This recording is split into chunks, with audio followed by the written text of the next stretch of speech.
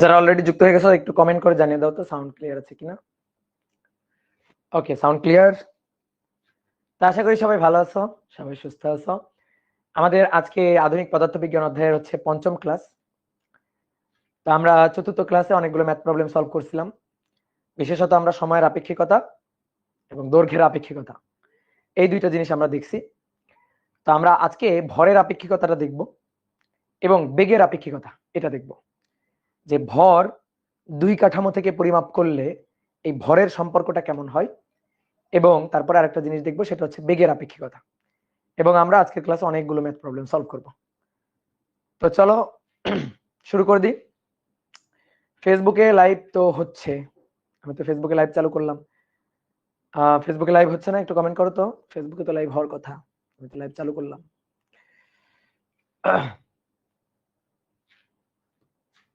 চুল অনেক বড় হয়ে গেছে, চুল কাটতে হবে। হ্যাঁ, ওকে, তাহলে চলো শুরু করি। তো আসো, ভরের আপেক্ষিকতা। ভরের আপেক্ষিকতা, দেখো ভরের আপেক্ষিকতা এর প্রমাণটা না পড়িয়ে জাস্ট সূত্রটা লিখে দিলে আসলে হয়। এর প্রমাণে একটু ঝামেলা আছে।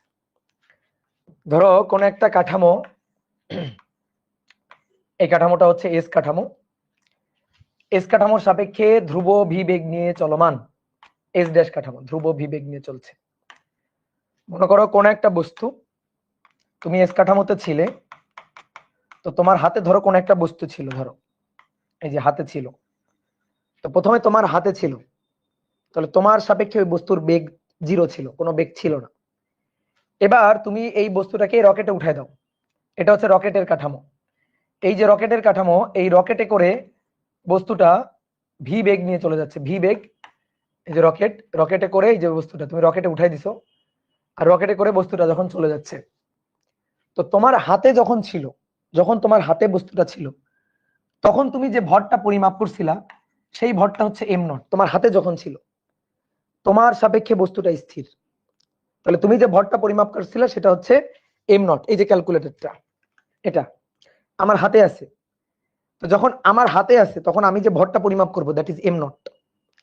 এবার এই ক্যালকুলেটরটা, একটা রকেট আসলো, আমি ক্যালকুলেটরটাকে রকেটের মধ্যে উঠাই দিলাম। রকেটের মধ্যে উঠাই দিলাম, ক্যালকুলেটরটাকে রকেট নিয়ে চলে যাচ্ছে। রকেটটা ভি বেগে গতিশীল। এইবার যখন আমি এখান থেকে ওই যে বস্তুটার ভরটা পরিমাপ করব, তাহলে এবার আমি যেটা পরিমাপ করব সেটা হচ্ছে এম।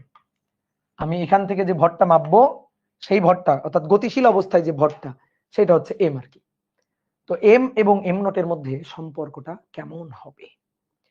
তো এম এবং এম নটের মধ্যে সম্পর্কটা হবে এরকম, যে M equal to M naught divided by root over 1 minus V square by C square. এইটা হবে হচ্ছে সূত্র। এটা ভরের আপেক্ষিকতার সূত্র। এখন বিশ্বাস করে নিলে, যদি তুমি বিশ্বাস করে নাও সূত্রটা, যে ভাই পূর্ণ বিশ্বাস, তাহলে আর আমার প্রমাণ দেখানো লাগে না। কিন্তু যদি একটু বিশ্বাস না করো, তাহলে একটু প্রমাণ দেখানো লাগে। বাট এর প্রমাণে একটু ঝামেলা আছে।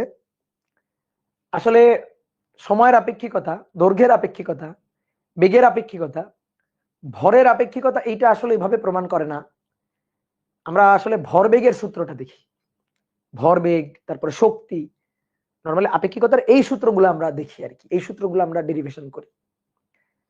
তো এই সূত্রগুলা থেকেই আসলে এই যে ভরের আপেক্ষিকতার ব্যাপারটা আনা যায়। ঠিক আছে, তো তারপরেও আমরা এটা একটু প্রমাণ করব। কিন্তু এটা প্রমাণ করব হচ্ছে আমরা একটু, মনে করো একটা জিনিস জানি এটা ধরে। যেমন আমরা যদি এই গতিশীল বস্তু, এই যে এই বস্তুটা যখন গতিশীল, তখন তো তুমি যে ভরটা দেখবা, সেই ভরটা হচ্ছে এম। ঠিক আছে, আর কত বেগে? ভি বেগে গতিশীল, যেখানে ভি বেগটা আলোর বেগের কাছাকাছি বেগ, কিন্তু ভি বেগটা আলোর বেগের কাছাকাছি বেগ।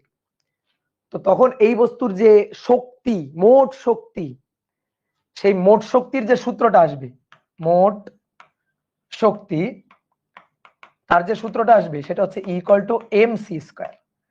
গতিশক্তি না কিন্তু, মোট শক্তি, মোট। এই বস্তুটা রকেটের মধ্যে আছে, রকেট ভি বেগে গতিশীল, তাহলে বস্তুটার মোট শক্তি যেটা হবে সেটা হচ্ছে হাফ এম, মানে equals to M C square. এটা হচ্ছে মোট শক্তি। এম কি? এম হচ্ছে গতিশীল অবস্থায় তার ভর। এই যে যখন গতিশীল সেই অবস্থায় তার ভর। তো এইটা হচ্ছে মোট শক্তি ইকুয়াল টু এমসি স্কয়ার। তো এইটা আমরা জানি ধরে এইটা থেকে আমরা এটা প্রমাণ করব। M equal to M naught root over 1 minus V square by C square. এটা আমরা প্রমাণ করব। অর্থাৎ আমরা এটা জানি, এটা চিন্তা করে এই মর্মে আমরা এটা প্রমাণ করব। বুঝতে পারছো? এটা আমি প্রমাণ করতে পারবো না তা না, করবো, প্রমাণ করে দিব আর কি, আমাদের বইয়ে করা আছে। তো এটা আমরা জানি ধরে এটা প্রমাণ করব। কারণ তুমি বলতে ভাই এটা তো এখন আমরা প্রমাণ করি নাই, ইকুয়াল টু এমসি স্কয়ার এটা তো এখন আমরা প্রমাণ করি নাই। করব, আমরা সামনে করব, পরের দিন হয়তো আমরা, পরের ক্লাসে হয়তো আমরা এই সূত্রটা প্রমাণ করে ফেলবো। তো এই সূত্রটা যখন আমরা প্রমাণ করব তখন আবার, ঠিক আছে, দেখো একটু হাস্যকর লাগবে ব্যাপারটা, কিন্তু এটা ছাড়া আর করার কিছু নাই। তোমাদের যদি তৃষ্ণা মেটাইতে হয় তাহলে এই ছাড়া আর কোনো উপায় আপাতত আমার হাতে নাই। সেটা হচ্ছে ইকুয়াল টু এমসি স্কয়ার। এটা আবার প্রমাণ করতে হবে না? হ্যাঁ করব। তখন আবার এটা জানি ধরে এটা প্রমাণ করব। বুঝতে পারছো? তখন আবার এটা জানি, এটা চিন্তা করে এটা প্রমাণ করব।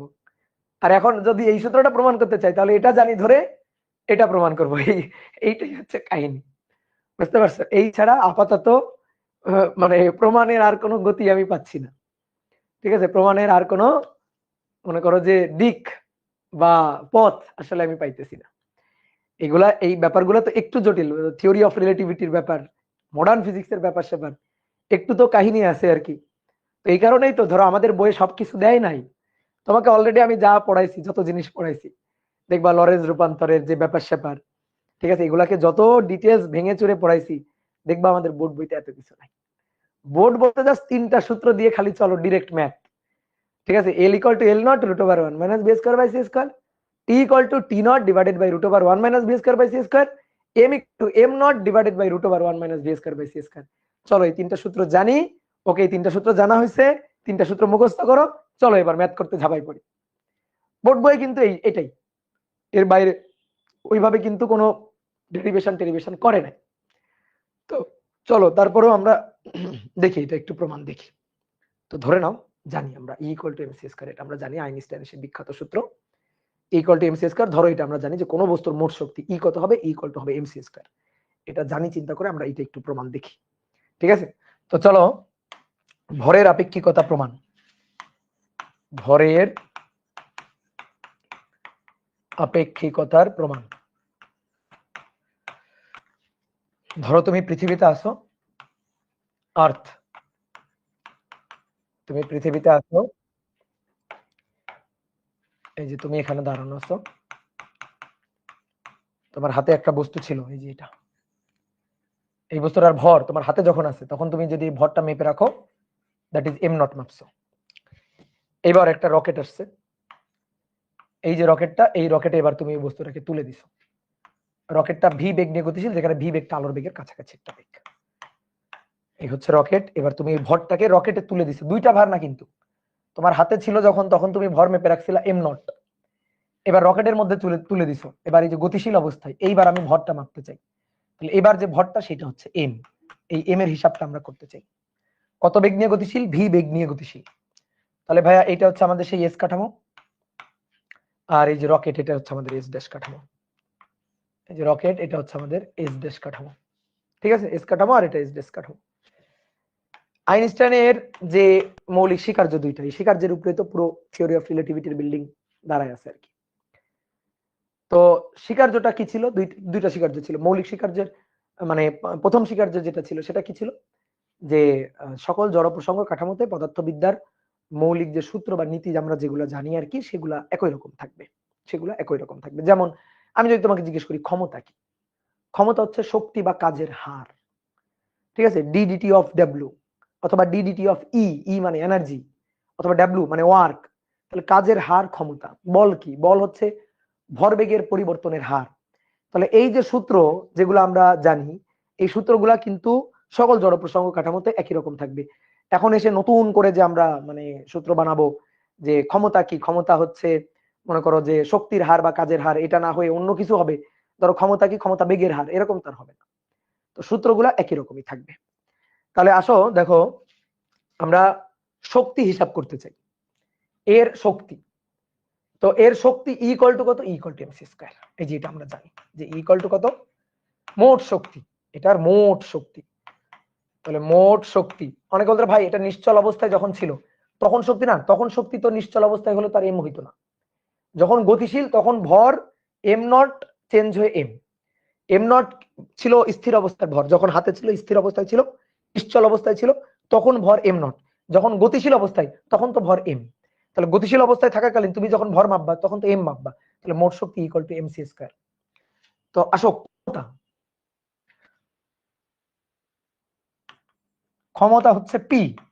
পি পি হচ্ছে ডিডিটি অফ ই, শক্তির হার ক্ষমতা। শক্তির হার ক্ষমতা, কাজ হার ক্ষমতা, এটা হচ্ছে ক্ষমতা। এই পি কিন্তু ক্ষমতার পি। এবার আমি যদি তোমাকে বলি আচ্ছা ভরবেগ, ভরবেগ P, P equal two MV. এই যে গতিশীল যখন অবস্থায় আছে তখন ভরবেগ কত? ভরবেগ P, P equal two MV. গতিশীল ভর আর তার বেগ ছিল কত? এই যে এই কাঠামোতে বেগ কত? ভি। তো ভরবেগ পি ইকুয়াল টু এমভি।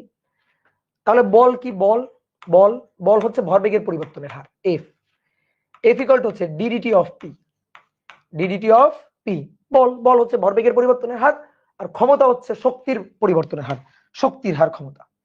তাহলে সবাই এবার একটু লেখাপাত দিয়ে বোর্ডে থাকো। দেখো এটা লিখতেছি, দেখো তো বোঝো কিনা। P equal to F V, বলো তো এই সূত্রটা বোঝো কিনা?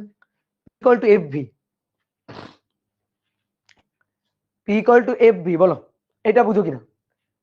P equal to F V, ক্ষমতা পি, এটা কাজ ক্ষমতা শক্তি অধ্যায়ের সূত্র, মনে টনে পড়ে? কাজ ক্ষমতা শক্তি অধ্যায়ের সূত্র। পি, পি ইকুয়াল টু, কিভাবে ধরো এফ ভি আসলো আমি একটু ছোট্ট করে যদি দেখাই। পি হচ্ছে উপরে কাজ ডাব্লিউ, নিচে হচ্ছে টি, আর ডাব্লিউ ইকুয়াল টু কি? W equal to F S cos theta, বা ধরো এফ এস কস থিটা ধরো 0, কস 0 ডিগ্রি, ডিভাইডেড বাই টি। এই এস বাই টি হচ্ছে ভি। তাহলে এফ ভি আমি একেবারে খুবই সিম্পল ভাবে দেখালাম। ঠিক আছে, এগুলো নিয়ে অনেক কাহিনী আছে, অনেক কথাবার্তা বলা যায়, সেটা কাজ ক্ষমতা শক্তি অধ্যায়ে বলা যাবে। তো P equal to F V. এবার D D T of E equal to এই যে এমসি স্কয়ার। এমসি স্কয়ার এটা কি? বল। বল মানে কি? ভরবেগের পরিবর্তনের হার। ওই যে ভরবেগের পরিবর্তনের হার। তাহলে D P D T V D D T M C square, D D T M C square. V কে সাইডে রাখলাম, ভি সামনে থাকুক। ডিপি ডিটি ভাই, ডি ডিটি পি, পি মানে তো এম ভি, এম ভি ভরবেগ, এই যে P equal to M V. এবার D D T equal to M C square, M C square. এখন আসো একটা কাজ করবো আমরা, আমরা উভয় পক্ষকে 2m দিয়ে গুণ করব। এখানে উভয় পক্ষকে 2m দিয়ে গুণ করব। তাহলে এটাকে যদি আমরা 2m দিয়ে গুণ করি তাহলে 2mv ডি ডিটি, এখানেও তাই 2m দিয়ে গুণ করব। তাহলে 2m D DT M C square, M C square. আচ্ছা একটা জিনিস খেয়াল করে দেখো, এই যে 2mv কি করলাম আমরা, একটু লিখি, উভয় পক্ষকে 2m দিয়ে গুণ করে দিলাম, 2m দিয়ে উভয় পক্ষকে গুণ করে দিলাম। এবার একটা জিনিস দেখো, 2mv ডিডিটি এমভি। অনেক বলতে ভাই এম বা ভি কোনোটাকে বাইরে নিয়ে আসবো না? না, আনার দরকার নেই, দুটোই চলক এখানে, এমও চলক ভিও চলক আর কি। তো থাকুক, ওরা ওরা ভেতরেই থাকুক। এবার এই যে 2m DM DDT of M C square, P square এটা তো ধ্রুবক, সি স্কয়ার এটা তো ধ্রুবক। তাহলে এই সি স্কয়ারটাকে যদি বাইরে নিয়ে আসি, সি স্কয়ার বাইরে থাকলো, তাহলে সি স্কয়ার, দেখো এই যে C square 2m DDT of M. ঠিক আছে, এবার আসো আমরা ইন্টিগ্রেশন করব। কি করবো এবার? ইন্টিগ্রেশন। আমরা কেন 2m গুণ দিলাম? এই যে 2m টা, এটা কেন গুণ দিলাম? কি লাভ? ভাই ইন্টিগ্রেশন করব তাই গুণ দিলাম। ইন্টিগ্রেশন করার জন্য আমরা 2m টাকে গুণ দিছি। অনেক সময় ইন্টিগ্রেশন করতে হবে, ইন্টিগ্রেশন করার মতো অবস্থায় নেই, চালাকি করে কিছু একটু গুণ টুন দিলে সুন্দর ইন্টিগ্রেশন করা যাবে। তো সেই কাজটাই আমরা করছি, এবার তুমি বুঝতে পারবা। এই যে দেখো 2mv MV DDT of MV, ভাই এটারে যদি ইন্টিগ্রেশন করা হয়, এই লাইনটারে যদি এইটুকুকে যদি ইন্টিগ্রেশন করা হয়, ইন্টিগ্রেশন যদি করা হয় তাহলে হবে এম স্কয়ার ভি স্কয়ার, যদি ইন্টিগ্রেশন করা হয়। ঠিক আছে, এটাকে যদি ইন্টিগ্রেশন করা হয় তাহলে এটা হবে এম স্কয়ার ভি স্কয়ার। ঠিক আছে, এটা কি বুঝলাম? আচ্ছা, যদি না বুঝি দেখো আরেকটু ভেঙে লিখতেছি, ডি ডিটি এম ভি তার স্কয়ার, বা ডি ডিটি এম ভি, হ্যাঁ এভাবে লিখি, ডি ডিটি এম ভি তার হোল স্কয়ার। ঠিক আছে, এটাকে ইন্টিগ্রেশন করলে এটা, এইখানে কি হবে, এখানে তো সি স্কয়ার আছেই, 2m ডিডিটি অফ এম, মানে এটা এম স্কয়ার। ঠিক আছে, বা এভাবে লিখি ডিডিটি ডিডিটি এম স্কয়ার। দেখো যোগজীকরণ করে, যেটাকে আমরা যোগজীকরণ করছি, যোগজীকরণ, উপরের লাইনটাকে যোগজীকরণ করে এটা আমরা পাই। ভাই বুঝলাম না, এটাকে যোগজীকরণ করে এটা বুঝলাম না, বুঝতে হবে না। এই লাইনটাকে যোগজীকরণ করে এটা বুঝতে হবে না, তুমি এই লাইনটাকে অন্তরীকরণ করে দেখো তো ওই লাইনটা পাওয়া যায় কিনা। অন্তরীকরণ করব, কি করব, অন্তরীকরণ করব, তাই তো? আসো এটার অন্তরীকরণ করব। 2 সামনে আসলো, এম ভি পাওয়ার 2 মাইনাস 1, এক কমে গেল, শেষ হয়েছে না, টি এর সাপেক্ষে, তাহলে একে আরেকবার করতে হবে, তাহলে ডিডিটি অফ এম ভি, বুঝলা? বলো বুঝলা কিনা? ওকে, ক্লিয়ার? ওকে, এবার আসো এইটাকে অন্তরীকরণ করব, সি স্কয়ার ধ্রুবক সসম্মানেও সাইডে থাকে, এম এর পাওয়ার 2 সামনে আসলো 2, এম এম 2 থেকে 1 কমে গেল এম, এবার এম কে আরেকবার, কারণ টি এর সাপেক্ষে, তাহলে ডিএম ডিটি, ডিএম ডিটি। এবার দেখো এই লাইনটা আসছে কিনা উপরে, আছে কিনা উপরে, কি তাই না? তাহলে এই লাইনটাকে যোগজীকরণ করে এটা পাওয়া যায়। এইবার দেখো, এবার এখনো এখনো কিন্তু আমরা যোগজীকরণ ওইভাবে করে পারি নাই, এইবার যোগজীকরণ করলে একটা ধ্রুবক দিতে হবে। তাহলে এইবার দেখো ডিডিটি ডিডিটি বাদ দিয়ে দাও, তাহলে এম স্কয়ার ভি স্কয়ার, এই যে এম স্কয়ার ভি স্কয়ার যোগজীকরণ করলাম, যোগজীকরণ করলে ডিটি গায়েব, তাই না? যোগজীকরণ যদি করি তাহলে ডিটি তো গায়েব, এটা ডিফারেন্সিয়েশন করা আছে, যোগজীকরণ করবে এম স্কয়ার ভি স্কয়ার।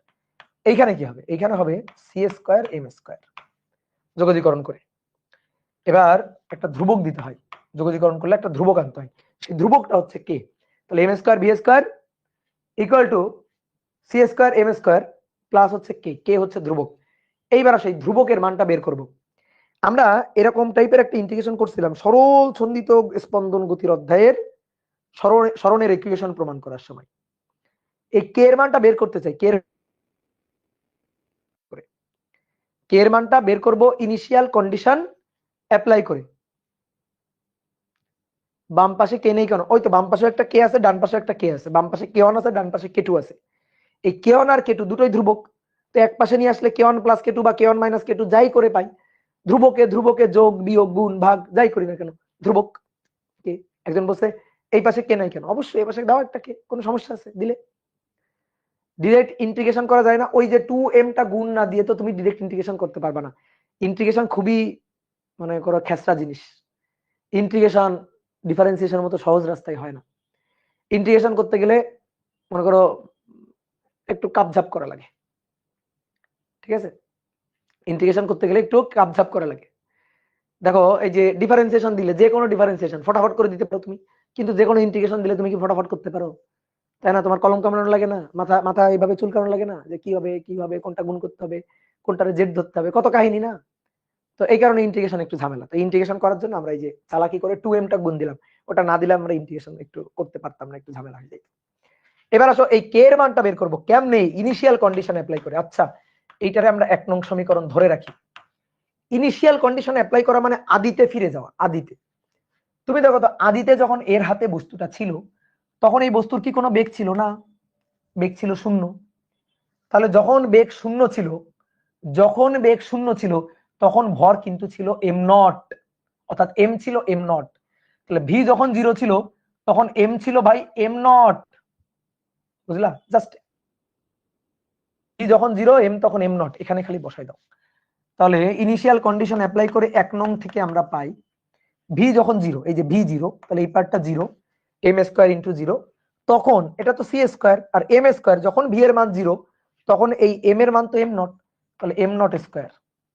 ঠিক আছে, এই যে M naught square plus K. এই যে এখান থেকে কে এর মানটা আমরা পেয়ে গেছি যে কে হচ্ছে minus M naught square C square, এটা হচ্ছে কে। এবার কে এর মান 1 নং সমীকরণে বসিয়ে পাই, তাহলে আবার কে এর মান 1 নং থেকে পাই, 1 নং সমীকরণ থেকে পাই, তাকাও একটু তাকাও সবাই, 1 নং সমীকরণে চলে যাই। M square V square equal to C square M square minus M naught square C square. একটা কাজ করো, এম গুলার এক সাইডে নাও আর এম নট গুলার এক সাইডে নিয়ে আসো, তাহলে M naught square C square এই সাইডে চলে আসলো, আর C square M square minus M square B square, তো এম স্কোয়ার একটু কমন নিয়ে নি, কমন নিয়ে C square minus V square হলো, তাহলে M naught square C square এই সাইডে। এবার এইটাকে ওই পাশে নিয়ে গেলাম, এম স্কোয়ার কমন নিলাম, C square minus V square. Okay, এবার সি স্কোয়ার দিয়ে ভাগ দিয়ে দাও উভয় পক্ষে, উভয় পক্ষে সি স্কোয়ার দিয়ে ভাগ দিয়ে দাও, তাহলে উভয় পক্ষে সি স্কোয়ার দিয়ে ভাগ দিয়ে দিলে M naught square M square এর সি স্কোয়ার দিয়ে ভাগ দাও, ভাগ দিলে দেখো কি থাকে, ভাগ দিলে থাকে 1 minus V square by C square. দেখো সি স্কোয়ার ভাগ সি স্কোয়ার মানে 1 আর minus V square by C square, এই যে সি স্কোয়ার কাটাকাটি হয়ে গেল, তাহলে M naught square equal to M square into 1 minus V square by C square, তাহলে M equal to M naught equal to কত, জাস্ট রুট করে দাও, জাস্ট রুট করে দাও, রুট করে দিলেই কাজ শেষ। এখন আমি তো গরিব মানুষ হয়ে গেছি, আমার তো এখানে জায়গা কম, দাঁড়াও এটার একটু উপরে উঠাই। এবার অতএব এখান থেকে অতএব অতএব এম নট এটা equals to M root over 1 minus by 1 minus V square by C square, তাহলে এম ইকুয়াল টু কত হবে, এম ইকুয়াল টু হবে এম নট নিচে root over 1 minus V square by C square. বুঝলা, এই হচ্ছে আমাদের প্রমাণ। তো তোমাকে মনে করো যে একটু তৃষ্ণা মেটানোর জন্য প্রমাণটা দেখালাম, বুঝছো, এই হচ্ছে আমাদের প্রমাণ। ভাইয়া এম সি স্কয়ার দ্বারা এই ফর্মুলা প্রুফ করা পসিবল না? এম সি স্কয়ার ছাড়া এই ফর্মুলা প্রুফ করা পসিবল, কিন্তু একটা ঝামেলা আছে, বেশ মনে করো যে কষ্ট আছে, যাবে প্রমাণ করা যাবে, যাবে না তা না, ঠিক আছে, আমি একটা বইয়ে দেখছিলাম, কিন্তু অনেক ঝামেলা, ভাল লাগে না আমার কথা। ভি জিরো কি স্থিরের জন্য? হ্যাঁ, এই পয়েন্টে যখন ছিল তখন তো এর কোনো বেগ ছিল না, তো তোমার হাতে ছিল, তাহলে যে সময় তোমার হাতে ছিল তখন তার বেগ জিরো, ইনিশিয়াল কন্ডিশন অ্যাপ্লাই করলাম, তাহলে ভি যখন জিরো তখন এম কত, এম তো এম নট, এম তো এম নট, সেটাই আমরা এখানে অ্যাপ্লাই করলাম, এই সমীকরণে ভি জিরো বসাই দিলাম, তাহলে এম হয়ে যাবে এম নট, কে মানটা পাইলাম, কে নিয়ে বসাই দিলাম, প্রমাণ হয়ে গেল, শেষ। ঠিক আছে, তাহলে আরেকবার ভাইয়া রিপিট করেন। আচ্ছা আরেকবার রিপিট করি, একটা বস্তু তোমার হাতে যখন ছিল তখন ভর এম নট, তখন তো কোনো বেগ ছিল না, ভি ছিল জিরো, ওই বস্তুটাকে তুমি রকেটের মধ্যে উঠাই দিছো, রকেট ভি বেগ নিয়ে গতিশীল হয়ে যাচ্ছে, তো রকেটের মধ্যে যখন যাচ্ছে তখন গতিশীল অবস্থায় তুমি যে ভরটা মাপবা সেটা হচ্ছে এম, আমরা এই এম আর এম নটের সম্পর্কটা চাই। তো এইটুকু আমরা জানি যে E equal to M C square, এটা আমরা জানি, ঠিক আছে, কোত্থেকে জানি এটা আমরা পরের দিন হয়তো প্রমাণ করে ফেলবো, তো আপাতত তুমি ধরে রাখতে হবে যেটা আমরা জানি, এটা জানি ধরেই আমরা প্রমাণ করব। তাহলে E equal to M C square, আমরা যদি বলি বল কি, বল হচ্ছে ভরবেগের পরিবর্তনের হার, F equal to DP D T, আর পি ইকুয়াল টু তো এমবি। তো এবার আমরা আসো ক্ষমতা, ক্ষমতা হচ্ছে কাজের হার বা শক্তির হার, তো শক্তি তুমি কি বলছো, শক্তি বলছো ইকুয়াল টু এমসি, তাহলে DDT E equal to MC square বসালাম, পি ইকুয়াল টু এফভি, এটা ফার্স্ট পার্টে আমরা কাজ ক্ষমতা শক্তি অধ্যায় পি ইকুয়াল টু এফভি এর সূত্র শিখছি, F equal to DP DT, এই পি হচ্ছে ওই যে ভরবেগ, তো পি ভরবেগ, এমভি বসাইলাম, ভি তো সামনে আছেই। এবার আমরা কি করলাম, সি স্কয়ার ধ্রুবক তাকে বাইরে নিয়ে আসলাম, এই যে সি স্কয়ার ধ্রুবক তাকে বাইরে নিয়ে আসলাম, 2m দিয়ে উভয় পক্ষকে গুণ দিয়ে দিলাম, 2m দিয়ে গুণ করলে 2m ভি, এখানে 2m, তাহলে দেখো 2m m, তাহলে এটা যদি ইন্টিগ্রেশন করি তাহলে এম স্কয়ার, এই যে এম স্কয়ার 2 সামনে এম ডিএম ডিটি, দেখো এই লাইনটা ফেরত আসে, এই লাইনটা না লিখলেও চলতো, কিন্তু তারপর এই লাইনটা আমরা লিখলাম। এই যে এইখানে দেখো, এইটাকে দেখো, M M square V square মানে কি, এম ভি হোল স্কয়ার, তাহলে 2 সামনে এম ভি পাওয়ার 2 বিয়োগ 1, 1 কমে যাবে, তাহলে 2 এম ভি, তারপরে এটাকে আরেকবার টি এর সাপেক্ষে DM DT, DM V DT, তাহলে এটা আমরা পাইলাম, এটা 1 নং সমীকরণ। এই 1 নং সমীকরণে ইনিশিয়াল কন্ডিশন অ্যাপ্লাই করলাম। দাদা equal to MC square proof করলাম না, করি না এখনো, এটা আমরা প্রমাণ করব সামনে, ঠিক আছে, প্রমাণ করব। তো আমরা ইনিশিয়াল কন্ডিশন অ্যাপ্লাই করে কে এর মানটা বের করলাম, কে এর মানটা নিয়ে 1 নং সমীকরণে আবার বসালাম, বসানোর পর এম আর এম নটের সুন্দর করে সম্পর্ক পেয়ে গেলাম। কথা বুঝতে পারছো? ওকে, তাহলে এইটা হচ্ছে ভরের আপেক্ষিকতা। একটা 2 মার্কের কোশ্চেন আসে জানো, 2 মার্কের কোশ্চেনটা হচ্ছে কোন বস্তু কেন আলোর বেগ নিয়ে চলতে পারবে না? কোন বস্তু আলোর বেগের কাছাকাছি বেগ নিয়ে গতিশীল হতে পারবে, কিন্তু কোন বস্তু আলোর বেগ নিয়ে চলতে পারবে না। এই যে আলোর বেগের বেশি বেগ সম্ভব নয়, তো কেন আলোর বেগের বেশি বেগ সম্ভব নয়, বা কেন কোন বস্তুর বেগ আলোর বেগ হতে পারে না, আলোর বেগের সমান হতে পারে না, আলোর বেগের সমান হতে পারে না? কেন পারে না? কারণ কোন বস্তুর বেগ যদি আলোর বেগের সমান হয়, তাহলে সেই বস্তুকে গতিশীল রাখার জন্য অসীম শক্তির যোগান দিতে হবে, যেটা শক্তির সংরক্ষণশীলতা পরিপন্থী একটা কথা। মহাবিশ্বের শক্তির পরিমাণ নির্দিষ্ট। কোন বস্তুকে যদি তুমি আলোর বেগে গতিশীল করো, তাহলে তার পিছনে তোমার অসীম শক্তির যোগান দিতে হবে। ভাই কি বলতেছেন, এত কঠিন কঠিন বাংলা কথা। আসো, যদি কোনো বস্তু গতিশীল থাকে, তাহলে গতিশীল অবস্থায় তার ভর m হবে, নিশ্চল অবস্থায় তার ভর m0 দিয়ে √1 - v²/c²। যদি কোনো বস্তুর বেগ v সেটা আলোর বেগের সমান হয়, তাহলে v যদি c হয়, এই যে যদি v c হয়, c এর সমান হয়, দেন আসো তো দেখি m কত হয়। m0 নিশ্চল ভর, ধরো 2 কেজি ভরের একটা বস্তু, √1 - v²/c²। তো v তো c, তো c²/c², তো c²/c² কাটাকাটি করলে কত? 1, 1 - 1 0, 0 কে রুট করলেও 0, তাহলে m0 / 0 অসীম, তাই না? মানে কোনো কিছুকে 0 দিয়ে ভাগ করলে আসলে অসংজ্ঞায়িত, কিন্তু আসলে কোনো কিছুকে 0 দিয়ে ভাগ করলে একটা অসীম বড় সংখ্যার দিকে যায় না? কোনো কিছুকে 0 দিয়ে ভাগ করলে ভাগফল টেন্স টু ইনফিনিটি আর কি। এটাকে পুরোপুরি অসীম লেখাটা ঠিক না, টেন্স টু ইনফিনিটি আর কি, অসীমের দিকে। তাহলে ভর অসীম অসীম হয়ে যাচ্ছে, অসীমের দিকে যাচ্ছে, টেন্স টু ইনফিনিটি। এবার ই ইকুয়াল টু ভর অসীম হোক, সমস্যা নেই, ভর অসীম হবে হোক, ভরের ইচ্ছা হয়েছে অসীম হইতে হোক। ওই অসীম শক্তির জন্য, অসীম ভরের জন্য শক্তি যে ইকুয়াল টু mc²। এবার যদি m যদি ইনফিনিটি অসীম হয়, তাহলে ইও তো অসীম হয়ে যাবে, তাহলে ইও তো টেন্স টু অসীম। বোঝা গেল? যদি m এর মান ইনফিনিটি বসাই, তো ইও তো অসীম, তাহলে ইও টেন্স টু হয়ে যাবে অসীম। এবার কোন বস্তুর শক্তি অসীম, অর্থাৎ এই বস্তুকে যদি তুমি আলোর বেগে গতিশীল করতে চাও, তাহলে অসীম শক্তির যোগান দিতে হবে। আলোর বেগে গতিশীল করতে চাইলে অসীম শক্তির যোগান দিতে হবে। এটা সম্ভব? অসীম শক্তির যোগান দরকার, যোগান দিতে হবে। এটা তো সম্ভব না, মহাবিশ্বের শক্তির পরিমাণ তো নির্দিষ্ট, তাই না? মহাবিশ্বের শক্তির পরিমাণ নির্দিষ্ট, তাহলে অসীম শক্তির যোগান দেওয়া সম্ভব নয়। যেহেতু অসীম শক্তির যোগান দেওয়া সম্ভব নয়, সুতরাং কোনো বস্তু আলোর বেগে চলতে পারে না। তাহলে অসীম শক্তির যোগান দিতে হবে, সেটা সম্ভব নয়, যা সম্ভব নয়, সুতরাং কোনো বস্তু আলোর বেগে চলতে পারবে না। তাহলে সর্বোচ্চ বেগটাই আলোর বেগ। সুতরাং 2 মার্কের প্রশ্ন কিন্তু আসে, সুন্দর করে এভাবে লিখে দিবা। সুতরাং কোনো বস্তু আলোর বেগে চলতে পারবে না, যদি কোনো বস্তু আলোর বেগের কাছাকাছি বেগ নিয়ে গতিশীল হয়, তাহলে তার ভর, গতিশীল অবস্থায় ভর, সেটা স্থির অবস্থায় ভর m0 এর সমান আর থাকে না। তো কি হয়? বেশি হয়ে যায়। যেমন দৈর্ঘ্য সংকুচিত হয়, কাল দীর্ঘায়িত হয়, আর ভরও এরকম বেশি হয়, ভরের মানও বেড়ে যায়। ঠিক আছে, ভরের মানও বেড়ে যায়। ই হচ্ছে প্রদত্ত শক্তির, মানে ই হচ্ছে বস্তুর শক্তি। তো এই বস্তুর শক্তি, তো শক্তির যোগান তো দিতে হবে, তাই না? শক্তি তো আসবে কোথাও না কোথাও থেকে। তো এই শক্তি, অসীম শক্তি তো যোগানোর পিছনে দেওয়া সম্ভব নয়। ওই বস্তুটাকে তুমি বেগ নিয়ে গতিশীল করবা, তা আলোর বেগে গতিশীল করতে গেলে অসীম শক্তির যোগান দিতে হবে, এটা তো সম্ভব হবে না। ঠিক আছে, তাহলে আমরা যেটা বলতেছিলাম যে তাহলে সময় সংকুচিত হয়, সময় দীর্ঘায়িত হয়, কাল দীর্ঘায়ন হয়, সময় সংকুচিত হয়, ভরের কি হয়? ভরও বেড়ে যায়। তাহলে m > m0 হয়। ঠিক আছে, ভর বেড়ে যায়, গতিশীল অবস্থায় ভর বেশি হয়, গতিশীল অবস্থায় ভর বেড়ে যায়। ব্যাখ্যা করো।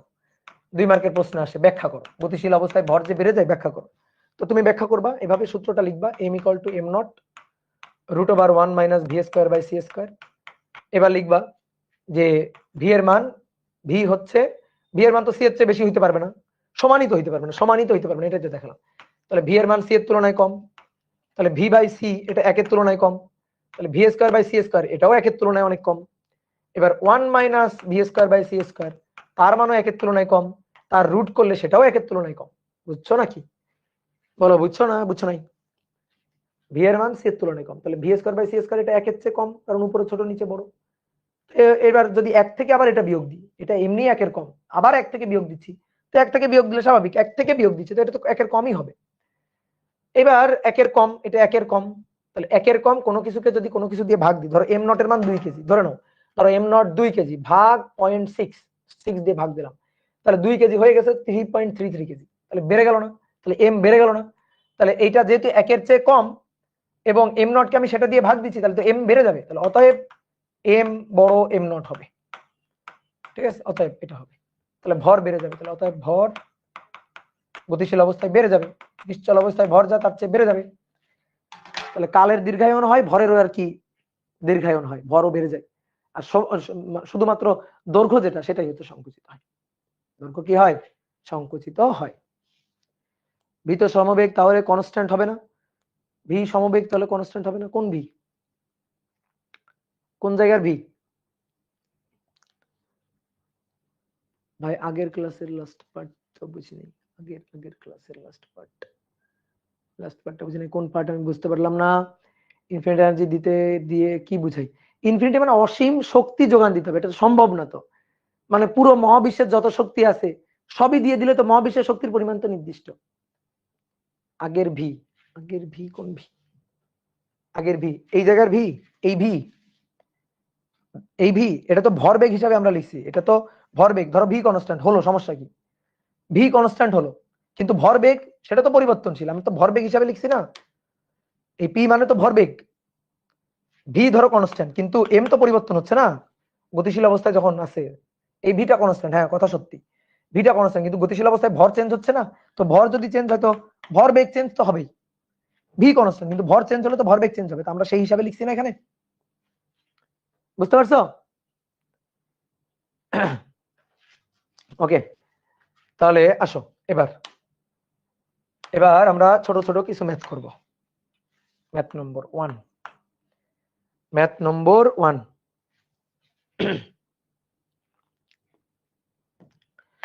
বলা হচ্ছে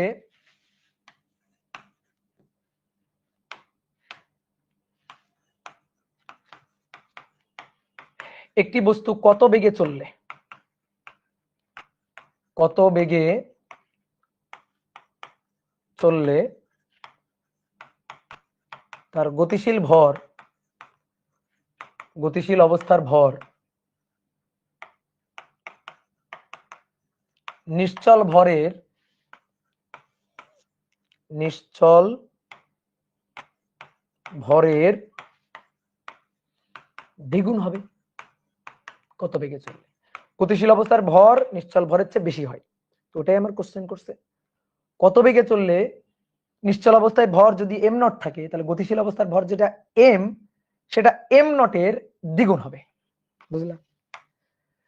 তাহলে নিশ্চল অবস্থায় যখন ছিল তখন তোমার হাতে ছিল, এই যে নিশ্চল অবস্থায় থাকা মানে তোমার হাতে যখন ছিল তখন তুমি ভর মাপছিলে এম নট। এবার এটা ভি বেগে দৌড় দিছে আর কি, ধরো এই বস্তুটা এটা ভি বেগে দৌড় দিছে, তো যখন এটা ভি বেগে দৌড় দিবে গতিশীল অবস্থায় তখন তার ভর এম।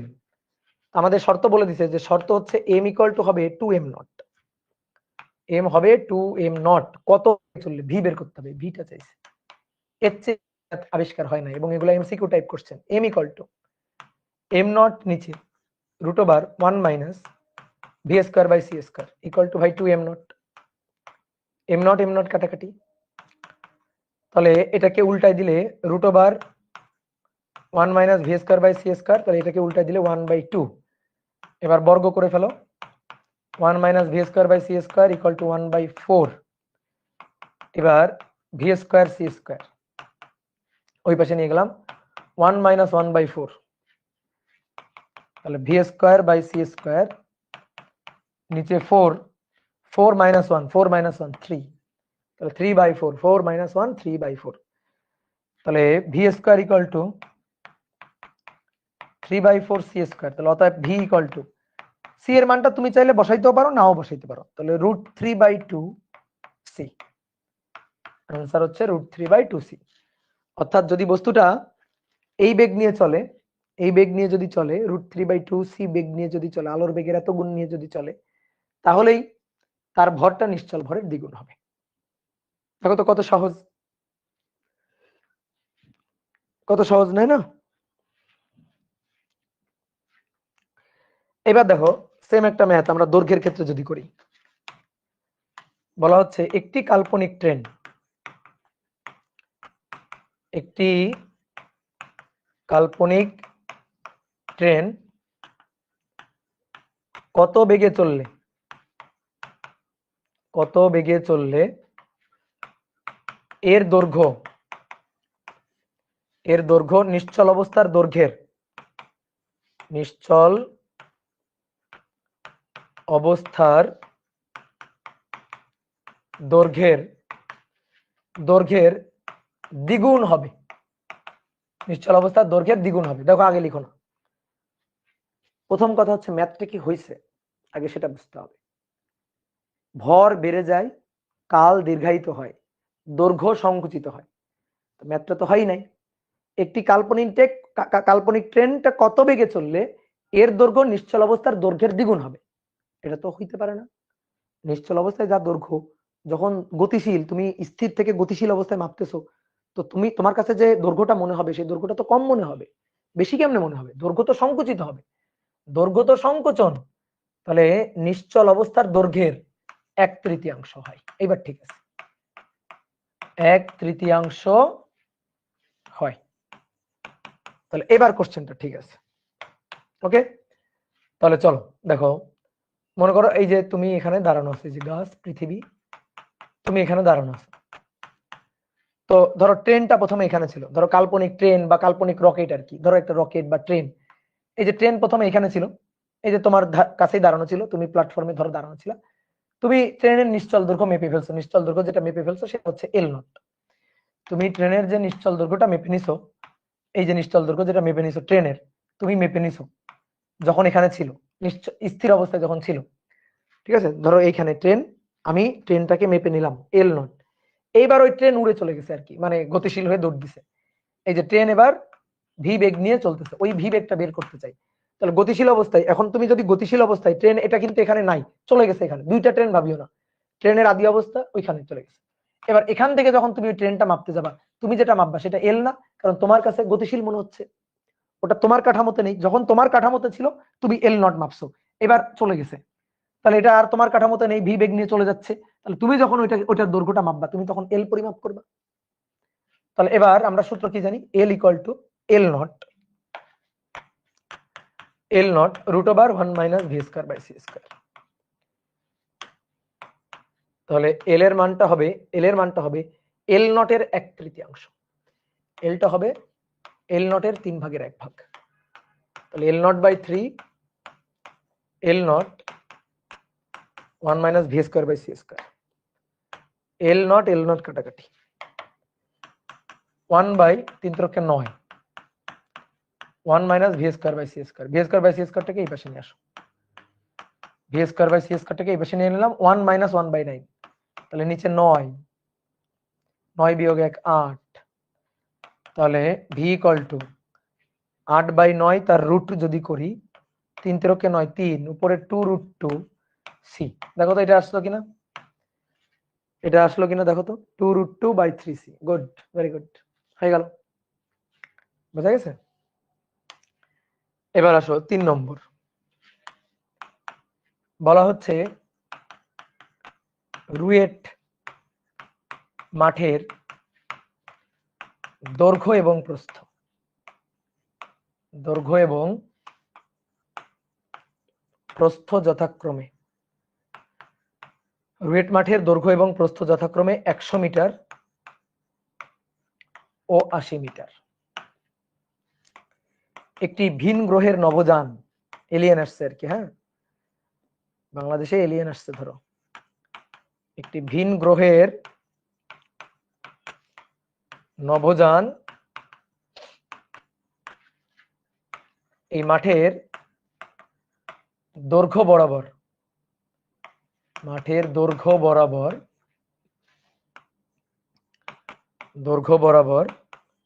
0.6 বেগে উড়ে গেল, বেগে উড়ে গেল। তাহলে ভিন গ্রহবাসীর কাছে, ভিন গ্রহবাসীর কাছে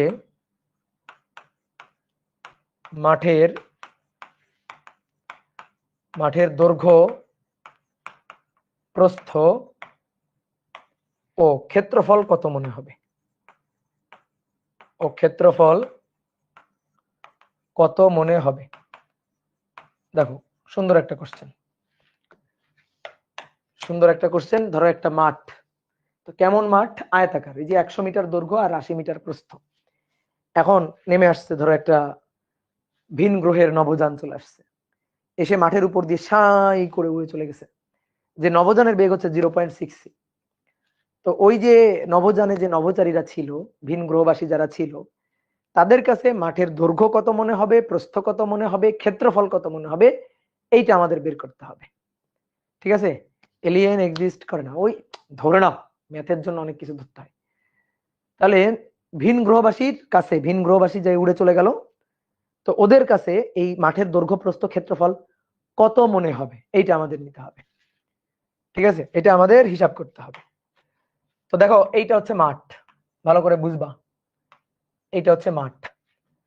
এইভাবে যদি উড়ে যায় রকেট, একটা রকেট বা একটা নভোযান, ধরো এই হচ্ছে নভোযানটা, এই হচ্ছে নভোযান। ঠিক আছে? এই নভোযান যদি এইভাবে, ভালো করে একটু তাকাও, এইভাবে যদি উড়ে যায়, তাহলে দৈর্ঘ্য বরাবর উড়ে গেল। নভোযান যদি এইভাবে উড়ে যায়, তাহলে দৈর্ঘ্য বরাবর, এই যে দৈর্ঘ্য বরাবর উড়ে গেল, দৈর্ঘ্য বরাবর। আর এইভাবে যদি উড়ে যায়, তাহলে প্রস্থ বরাবর, এটা প্রস্থ, প্রস্থ বরাবর উড়ে গেল। কিন্তু আমাদের কোশ্চেনে কি বলছে? বলছে দৈর্ঘ্য বরাবর উড়ে গেল, এইভাবে উড়ে গেল। বেগ কত? 0.6 মাঠের মাঠের মাঠে যারা খেলতেছিল, এই যে 100 মিটার 80 মিটার, এই 100 মিটার 80 মিটার কে বলছে ভাই? 100 মিটার 80 মিটার এটা কে বলছে? দেখো এদিকে থাকো, আমি একটু তোমার একটু 3D শেপে এঁকে দেখাই। এই হচ্ছে মাঠ, এই হচ্ছে মাঠটা, এই এই যে মাঠের, আবার মাঠটা আবার সামান্তরিক ভাবো না, 3D সাইড থেকে দেখতেছি।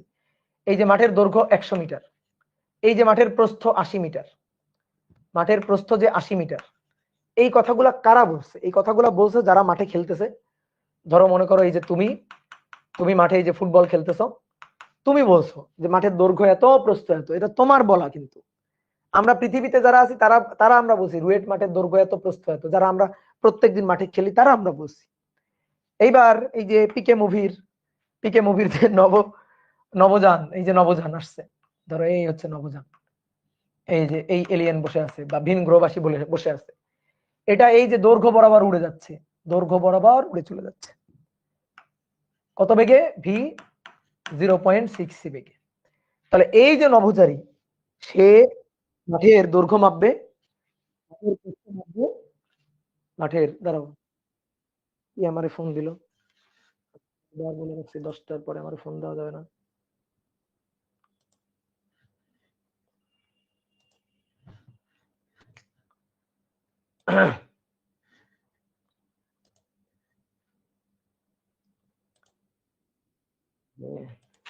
ফোন দিচ্ছে না।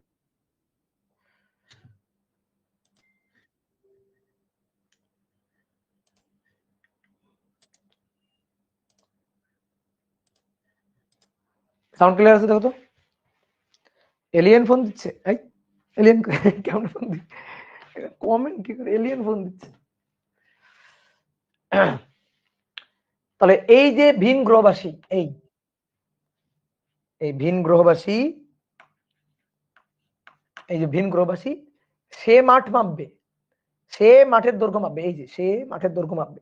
তাহলে ওকে নিজের কাঠামো মাপতেছে, ও মাতবাড়ি করে আমাদের কাঠামো মাপতেছে, এই যে আমাদের মাঠ মাপতেছে। তাহলে ও যখন মাতবাড়ি করে আমাদের মাঠের দৈর্ঘ্য মাপবে, মাতবাড়ি করে আমাদের মাঠের দৈর্ঘ্য মাপবে, তাহলে যে মাঠের দৈর্ঘ্য আমরা মেপে রাখছি, আমরা আমাদের স্থির কাঠামো, আমরা মাঠের দৈর্ঘ্য মেপে রাখছি, এই যে তুমি দৈর্ঘ্য মেপে রাখছো এল নট 100 মিটার, সেই দৈর্ঘ্যটাকে ও মাপবে এল। তুমি যেটাকে এল নট মেপে রাখছো 80 মিটার, ও সেটাকে মাপবে এল।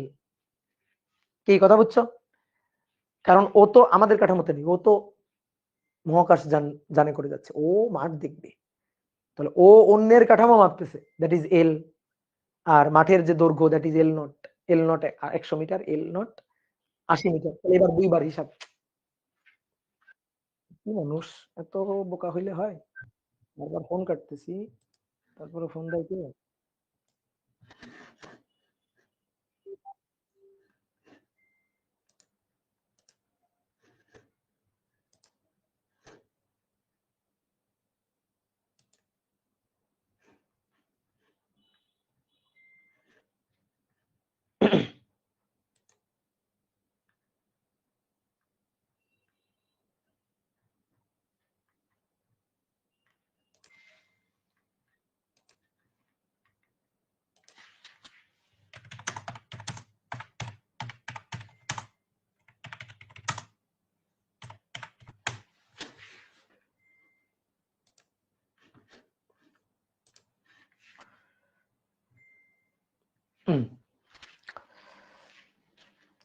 দেখো, তাহলে এ যখন মাঠ মাপবে, মাঠের দৈর্ঘ্য প্রস্থ মাপবে, দ্যাট ইজ এল মাপবে।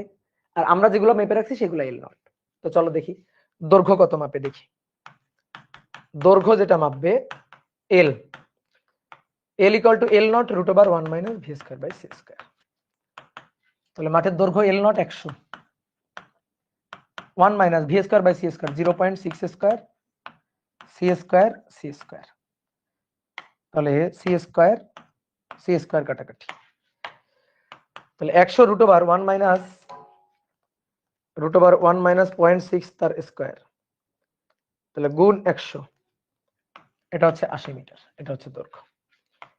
এবার এটা হচ্ছে প্রস্থ L, L naught root over 1 minus V square by C square. প্রস্থ কত মাপবে? প্রস্থ হচ্ছে 80, প্রস্থ ছিল 80, এই যে L naught 80 root over 1 minus 0.6 square C square by C square. তাহলে সি স্কয়ার কাটাকাটি গেল, 1 মাইনাস 0.6 তার স্কয়ার। এই দেখো 0.6 থাকলে 80% হয়ে যায়, দেখছো? তাহলে এটা রুট অ্যান্সার গুণ 80, তাহলে 64 মিটার। এই যে 64 মিটার, বোঝা গেছে? বোঝা গেছে 64 মিটার? বুঝছো? বুঝো নাই? এইটা বুঝো নাই, এইটা ঠিক আছে, কিন্তু এটা ভুল হয়ে গেছে, এটা হয় নাই। এটা কেন ভুল হইল ভাই? একই রকম ভাবে দৈর্ঘ্য, একই রকম ভাবে তো প্রস্থ মাপলাম, এটাই তো কথা। এই যে নভোযান উড়ে গেছে কি বরাবর? দৈর্ঘ্য বরাবর উড়ে গেছে। কই? ভিনগ্রহের নভোযান মাঠের এই যে দৈর্ঘ্য বরাবর উড়ে গেল। যে বরাবর উড়ে গেল সেই বরাবরই দৈর্ঘ্য সংকোচন হবে। দৈর্ঘ্য বরাবর উড়ে গেলে দৈর্ঘ্য সংকোচন হবে, প্রস্থ বরাবর উড়ে গেলে প্রস্থ সংকোচন হতো। দৈর্ঘ্য সংকোচন হবে কিন্তু প্রস্থ যা ছিল তাই থাকবে। কেন? কারণ নভোযানটা উড়ে গেছে দৈর্ঘ্য বরাবর। তাহলে আমি যদি বলি প্রস্থ বরাবর তার বেগ কত, তুমি চিন্তা করো তো। দৈর্ঘ্য বরাবর উড়ে গেছে, তাহলে প্রস্থ বরাবর বেগ কত? এর প্রস্থের দিকে তার বেগের উপাংশ কত? প্রস্থের দিকে তো কোনো বেগ নাই, প্রস্থের দিকে তো কোনো বেগ নাই, 0.6 সি cos 90 ডিগ্রি। তাহলে প্রস্থ বরাবর বেগ তো শূন্য, প্রস্থ বরাবর বেগ তো প্রস্থ বরাবর বেগ তো শূন্য, ভি তো শূন্য। দৈর্ঘ্য বরাবর বেগ 0.6 সি, দৈর্ঘ্য বরাবর উড়ে গেছে, তাহলে লম্ব বরাবর প্রস্থ বরাবর আর কি, দৈর্ঘ্যের সাথে লম্ব বরাবর প্রস্থ বরাবর বেগের উপাংশ তো cos 90, তো cos তো 90, জিরো উপাংশ। তাহলে বেগ নাই, তাহলে প্রস্থ কত পরিমাপ করবে ভাই? প্রস্থ যা তাই পরিমাপ করবে, প্রস্থের তো কোনো আপেক্ষিকতা হবে না। প্রস্থ বরাবর বেগ তো ছিল না, তাহলে প্রস্থ যেমন ছিল তেমনই হবে, প্রস্থ একই মাপবে। তাহলে প্রস্থ যেটা মাপবে L, that is L naught root over, হিসাব করেই আসো দেখাই, 1 minus V square by C square. তাহলে এল নট এর মান যেটা, সেটা হচ্ছে 80 রুট ওভার 1 মাইনাস এই যে 0 স্কয়ার বাই সি স্কয়ার। 80 তো থাকবে, 80 মিটার। তাহলে প্রস্থ একই মাপবে। এবার ক্ষেত্রফল কত পরিমাপ করবে? ক্ষেত্রফল, ক্ষেত্রফল কত পরিমাপ করবে? ক্ষেত্রফল পরিমাপ করবে 80 দৈর্ঘ্য, দৈর্ঘ্য মনে হচ্ছে 80, প্রস্থ যা ছিল তাই, 80 গুণ 80। তাহলে দৈর্ঘ্য গুণ প্রস্থ 80 গুণ 80, 0 0 8 8 64, এত মিটার স্কয়ার। তাহলে ক্ষেত্রফল 6400 মিটার স্কয়ার, 6400 মিটার স্কয়ার পরিমাপ করবে। বোঝা গেছে কত সহজ জিনিস, তাই না? ঠিক আছে, তাহলে আরেকবার একটু সুন্দর করে বলি। দৈর্ঘ্য বরাবর উড়ে যাচ্ছে, দৈর্ঘ্যের আপেক্ষিকতা হবে। প্রস্থ বরাবর কোনো বেগ নেই, তো দৈর্ঘ্য বরাবর উড়ে গেলে প্রস্থ বরাবর বেগের মান কত? 0। প্রস্থ বরাবর তো বেগ নেই। যদি এক্স অক্ষ বরাবর যায় তাহলে ওয়াই অক্ষ বরাবর বেগ কত? 0। তো সেটাই বসাইলাম হয়ে গেল।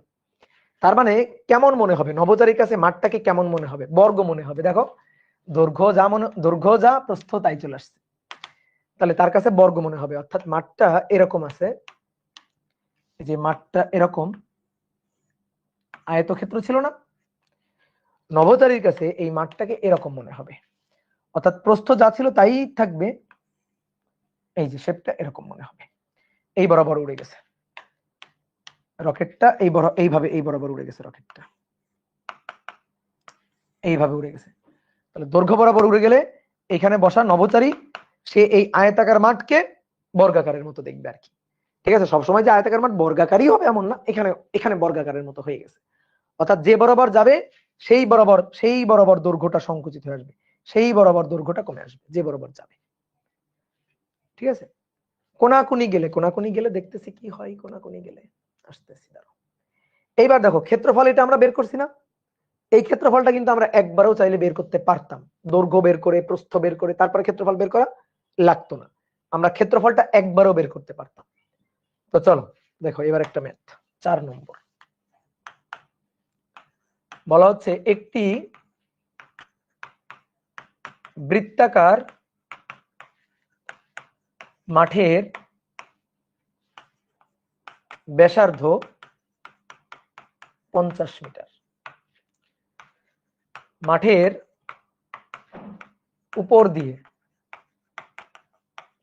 উপর দিয়ে ব্যাস বরাবর কোন নভোযান 0.6 বেগে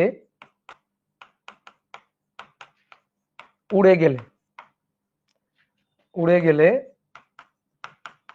এর ক্ষেত্রফল কত মনে হবে? তার কাছে কত মনে হবে?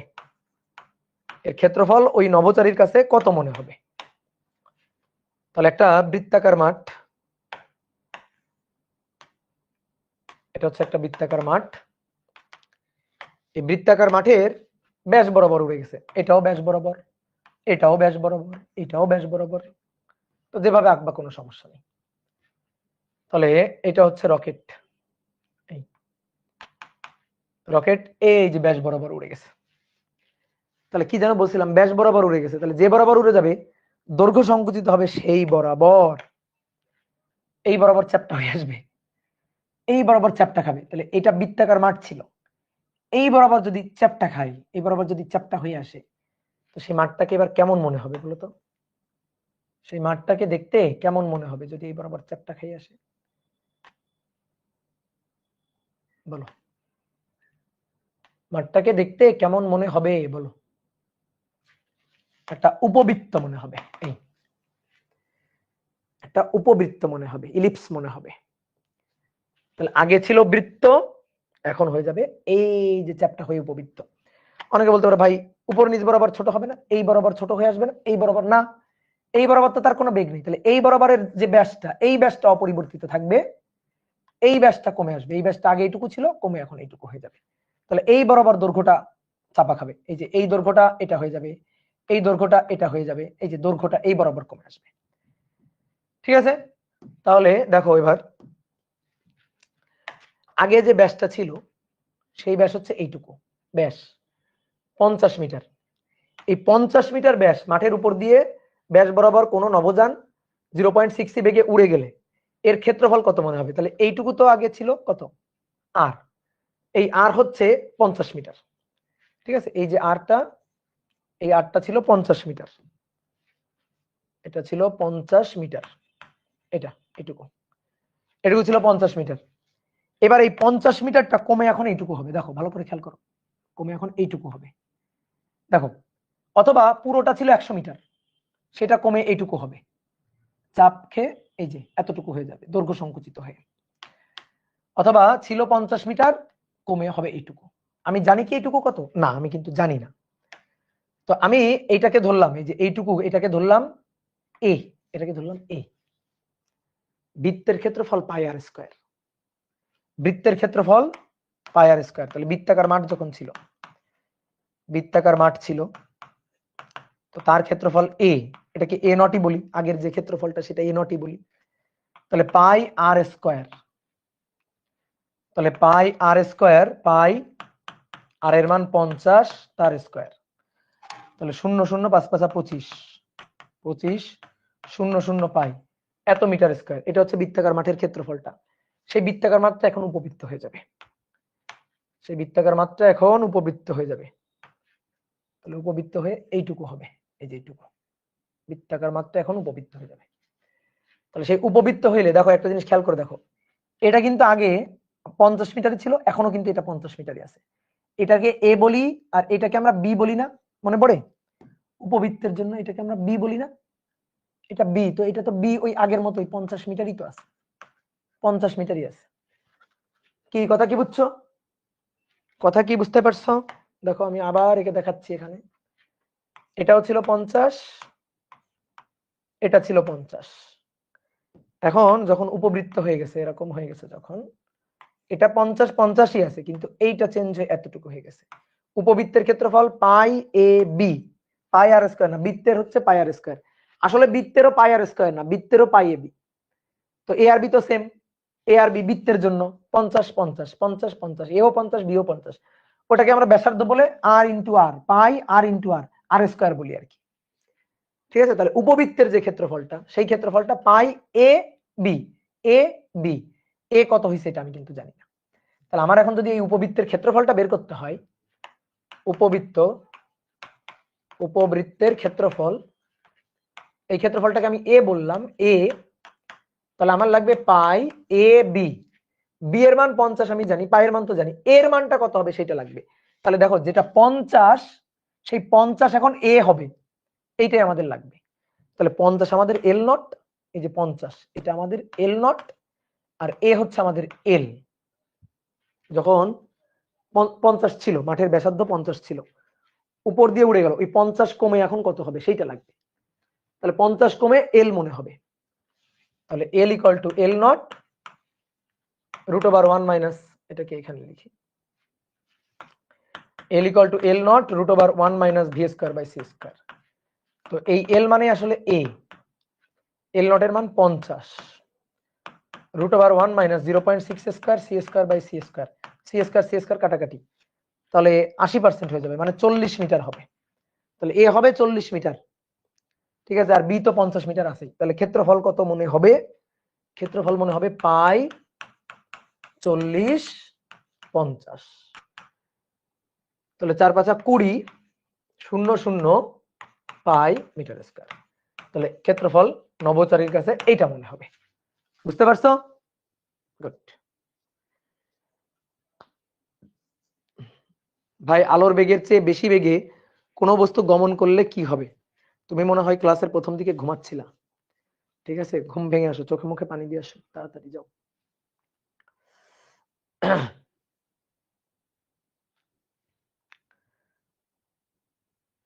ওকে, এবার আসো দেখো, এবার আমরা চাইলে এই ম্যাথটা একবারেও করতে পারি, চাইলে একবারে। যেমন দৈর্ঘ্যের তুমি আপেক্ষিকতার সূত্র খাটাও, L equal to L naught root over 1 minus V square by C square. ক্ষেত্রফল হলে খাটাবা A equal to A naught root over 1 minus V square by C square. আমরা তিনটা মৌলিক রাশি নিয়ে পড়ে থাকি, দৈর্ঘ্য ভর সময়। দৈর্ঘ্য ভর সময় তিনটা মৌলিক রাশি নিয়ে পড়ে থাকি, বের হও না এখান থেকে। দৈর্ঘ্য ভর সময় এখান থেকে বের হও, ক্ষেত্রফল বানাও, আপেক্ষিকতা সূত্র বানাও ক্ষেত্রফলের, আপেক্ষিকতার সূত্র বানাও আয়তনের, আপেক্ষিকতার সূত্র বানাও ঘনত্বের। কেন হবে না? হবে। তাহলে আমরা ক্ষেত্রফলের আপেক্ষিকতার সূত্র বানাবো, আসো ক্ষেত্রফলের। তো এই বৃত্তাকার মাঠের জন্য যদি বলি, বা ওই আগের ম্যাথটার জন্য যদি বলি, ঠিক আছে, যে কোনো ক্ষেত্রে যদি বলি, যে কোনো ক্ষেত্রে, তাহলে ক্ষেত্রফলের ব্যাপারটা কেমন হবে দেখো। মনে করো এই হচ্ছে মাঠ, এটা হচ্ছে আয়তাকার মাঠ, আয়তাকার মাঠ। এই মাঠের এই যে দৈর্ঘ্য এল নট, ঠিক আছে, প্রস্থটাকে আমি বললাম বি নট। এবার দৈর্ঘ্য বরাবর উড়ে গেল, ধরো দৈর্ঘ্য বরাবর নভোচারী উড়ে গেল, ঠিক আছে, যে কোনো বরাবর উড়ে যাক, মাঠের উপর দিয়ে উড়ে গেলেই হবে। তাহলে দৈর্ঘ্য বরাবর ধরো উড়ে গেল, তো দৈর্ঘ্য বরাবর যদি উড়ে যায় তাহলে এই বরাবর বেগ ভি, তাহলে দৈর্ঘ্যেরই চেঞ্জ হবে। তাহলে আমি উড়ে যাওয়ার আগে স্থির অবস্থায় ধরো স্থির পর্যবেক্ষক যে মাঠে আছে সে যদি দৈর্ঘ্য মাপে এল নট, প্রস্থ মাপলে বি নট, তাহলে সে যদি ক্ষেত্রফল মাপে কত মাপবে? সে যদি ক্ষেত্র এল নট বি নট মাপবে। এবার নভোচারী যদি মাপে, তো নভোচারী দৈর্ঘ্য যেটা মাপবে, নভোচারীর কাছে দৈর্ঘ্য যেটা মনে হবে এল নট, তাহলে নভোচারীর কাছে দৈর্ঘ্য যেটা মনে হবে সেটা এল ইকুয়াল টু হবে L naught root over 1 minus V square by C square. ঠিক আছে, নভোচারীর কাছে প্রস্থ যেটা মনে হবে, যেহেতু দৈর্ঘ্য বরাবর উড়ে গেছে প্রস্থ বরাবর যায় না, তাহলে বি ইকুয়াল টু হবে বি নট, চেঞ্জ হবে না, root over 1 minus V square by C square, V হবে 0, তাহলে B equals to B naught হবে। তাহলে নভোচারীর কাছে ক্ষেত্রফল যেটা মনে হবে, ক্ষেত্রফল এ, তাহলে এল ইন্টু বি, তাহলে এল হচ্ছে L naught root over 1 minus V square by C square, আর তার সাথে আবার বি, তো বি তো বি নট, তো এখানে বসাই বি নট, এখানে বসাই দিই এল নট, এই যে বি নট। এবার এল নট বি নট মানে তো এ নট, তাহলে অতএব দেখো তো এ ইকুয়াল টু, একবারে সূত্র পেয়ে গেলাম, A equal to A naught root over 1 minus V square by C square. তাহলে ক্ষেত্রফল কত মনে হবে? আমরা চাইলে কিন্তু একবার এই সূত্রটাও খাটাইতে পারি। ঠিক আছে, এবার দেখো তুমি আগের ম্যাথ আর এই ম্যাথ দুটোই করে দেখো। তাহলে আমি যদি আগের ম্যাথটা করি, কত নম্বর ম্যাথ ওটা? 3 নম্বর ম্যাথ। তো আমি যদি এই সূত্র দিয়ে ডিরেক্ট 3 নম্বর ম্যাথটা করি, 3 নম্বর, তাহলে A equal to A naught root over 1 minus V square by C square. তাহলে এ নট হচ্ছে স্থির অবস্থায় মাঠের ক্ষেত্রফল, দৈর্ঘ্য গুণ প্রস্থ 100 গুণ 80, 100 গুণ 80 রুট ওভার 1 মাইনাস 0.6 স্কয়ার। দেখি কত আসে। তাহলে 100 গুণ 80, 100 গুণ 80, তাহলে 8000, এর 80% আর কি, তাহলে root answer root 1 minus 0.6 square, তাহলে 6400। দেখো তো, এবার তুমি মিলাই দেখো 6400 মিটার স্কয়ার আসলো কিনা। যদি আমি 4 নম্বর করি, 4 নম্বর এটা যদি করি, তাহলে বৃত্তাকার মাঠের ব্যাসার্ধ 50 মিটার, মাঠের উপর দিয়ে ব্যাস বরাবর কোন নভোযান এত বেগে উড়ে গেলে মাঠের ক্ষেত্রফল কত মনে হবে? তাহলে সেম এটার ক্ষেত্র যদি করি, তাহলে equals to A naught root over 1 minus V square by C square. তাহলে মাঠের ব্যাসার্ধ ছিল কত? 50 মিটার, তাহলে এ নটই তো 50 মিটার, মানে এ নটের জন্য পাই আর স্কয়ার, আরই তো 50 মিটার, তাহলে পাই 50 এর square root over 1 minus 0.6 square. দেখো তাহলে 50 এর স্কয়ার, এবার রুট 1 মাইনাস 0.6 তার স্কয়ার, তাহলে এই যে 4/5 গুণ 50 এর স্কয়ার 2000, তাহলে 2000 পাই, এই যে 2000 পাই মিটার স্কয়ার। তাহলে ক্ষেত্রফলের ক্ষেত্রে আমরা একবারে ডিরেক্ট এই সূত্রটা খাটাতে পারি। এটা দিয়ে করলে স্যার মার্ক দিবে স্যার মার্ক দিবে, স্যার তোমারে বুঝে, ঠিক আছে, স্যারকে একটু সুন্দর করে বুঝাই দিবা। তাহলে এইভাবেও কিন্তু আমরা করতে পারি, কি পারি না? তাহলে এবার তোমরা আমার একটু ম্যাথ করে দাও। কত নম্বর এটা? 4 5 5 বলা হচ্ছে একটি বৃত্তাকার মাঠের ক্ষেত্রফল, একটি বৃত্তাকার মাঠের ব্যাসার্ধ, ক্ষেত্রফল না, ব্যাসার্ধ 100 মিটার, মাঠের উপর দিয়ে ব্যাস বরাবর কত বেগে একটি নভোযান উড়ে গেলে, একটি নভোযান উড়ে গেলে মাঠের ক্ষেত্রফল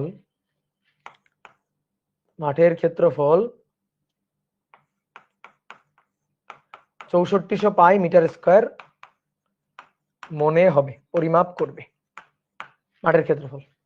বলো পারা যাবে? মাঠের ক্ষেত্রফল এটা পরিমাপ করবে, তাহলে মাঠের ক্ষেত্রফল এটা পরিমাপ করবে বেগ কত হলে, দ্যাট ইজ এ। আর এ নট কত? এ নট হচ্ছে পাই আর স্কয়ার, শেষ।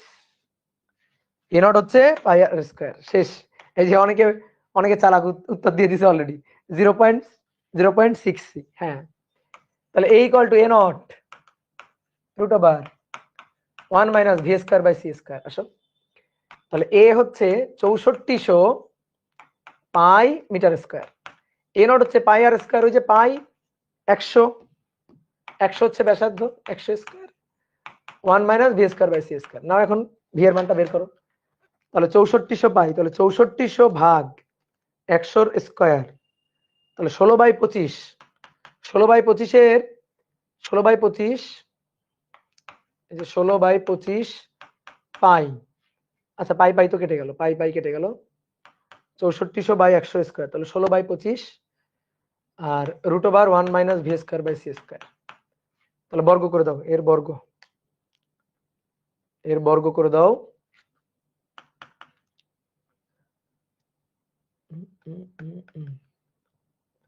তাহলে 256 বাই 625, এটা হবে কি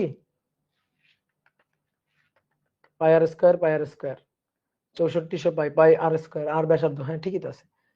আচ্ছা যাই হোক, 1 minus V square by C square, দেখি কত আসে। হ্যাঁ হবে হবে, সমস্যা নেই।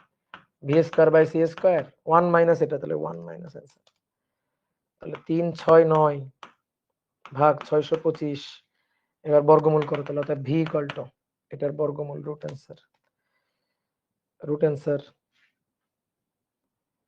তাহলে 0.768, 0.768 সি আসলো। এই 0.768, ও না না 0.6 না, 0.6 না রে পাগল, ঠিক আছে 0.6 না। হ্যাঁ এই 100 স্কয়ার তার 80% তো 6400 না, হবে না হবে না, 0.6 আন্দাজে বলছো, তাহলে অ্যান্সার হবে এইটা 0.786 সি, ঠিক আছে 0.786 সি। এবার অনেকে বলতে ভাই কর্ণ বরাবর উড়ে গেলে, ধরেন একটা আয়তাকার মাঠ কর্ণ বরাবর উড়ে গেল, ঠিক আছে। আচ্ছা আয়তাকার মাঠ না, আমরা প্রথমে বর্গাকার মাঠ দেখি, বর্গাকার মাঠের কর্ণ বরাবর উড়ে গেল। 5 নম্বর, 6 নম্বর, একটি বর্গাকার মাঠের, একটি বর্গাকার মাঠের বাহুর দৈর্ঘ্য, বাহুর দৈর্ঘ্য 40 মিটার, মাঠের কর্ণ বরাবর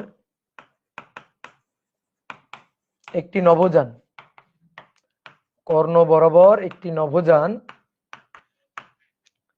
0.6 সি বেগে উড়ে গেলে,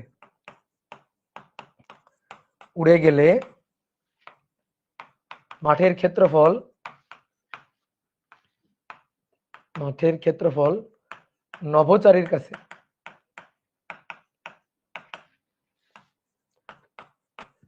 নভোচারীর কাছে কত মনে হবে, মাঠের ক্ষেত্রফলটা নভোচারীর কাছে কত মনে হবে।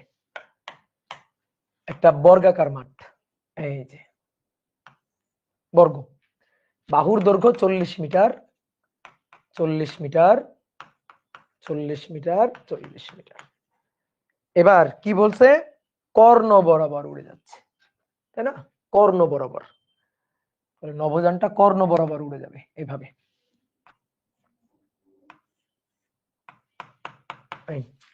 নভোযানটা কর্ণ বরাবর উড়ে যাবে, আর এই হচ্ছে নভোচারী, নভোচারী রকেটের মধ্যে বসা, তাহলে সে মাঠের ক্ষেত্রফল কত মাপবে। আচ্ছা তার কাছে মাঠটা কেমন মনে হবে আগে সেটা বলো তো।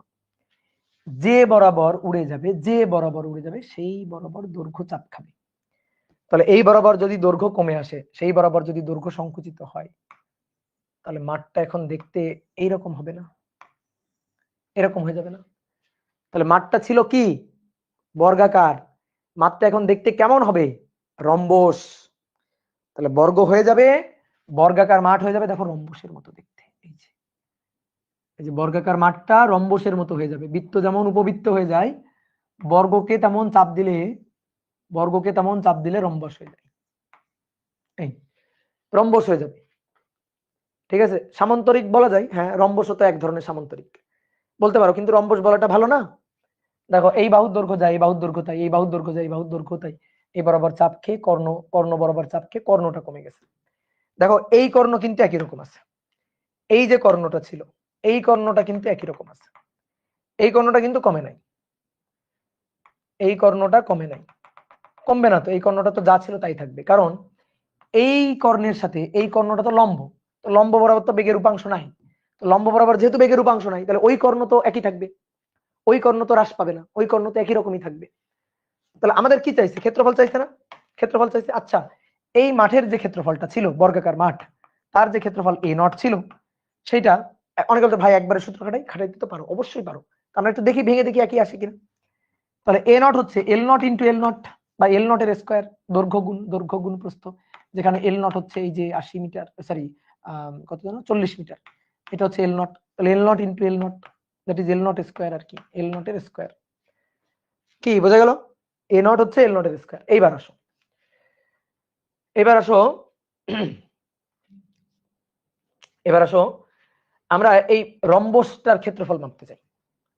রম্বসের ক্ষেত্রফল হচ্ছে হাফ গুণ কর্ণ গুণ কর্ণ, কর্ণ গুণ কর্ণ, রম্বসের ক্ষেত্রফল হাফ গুণ কর্ণ গুণ কর্ণ। তাহলে আসো তো এই কর্ণটাকে একটু আলাদা করি, সাইডে নিই, মানে রম্বসটাকে, এই রম্বসটাকে একটু আলাদা করে সাইডে নিয়ে ক্ষেত্রফল মাপবো।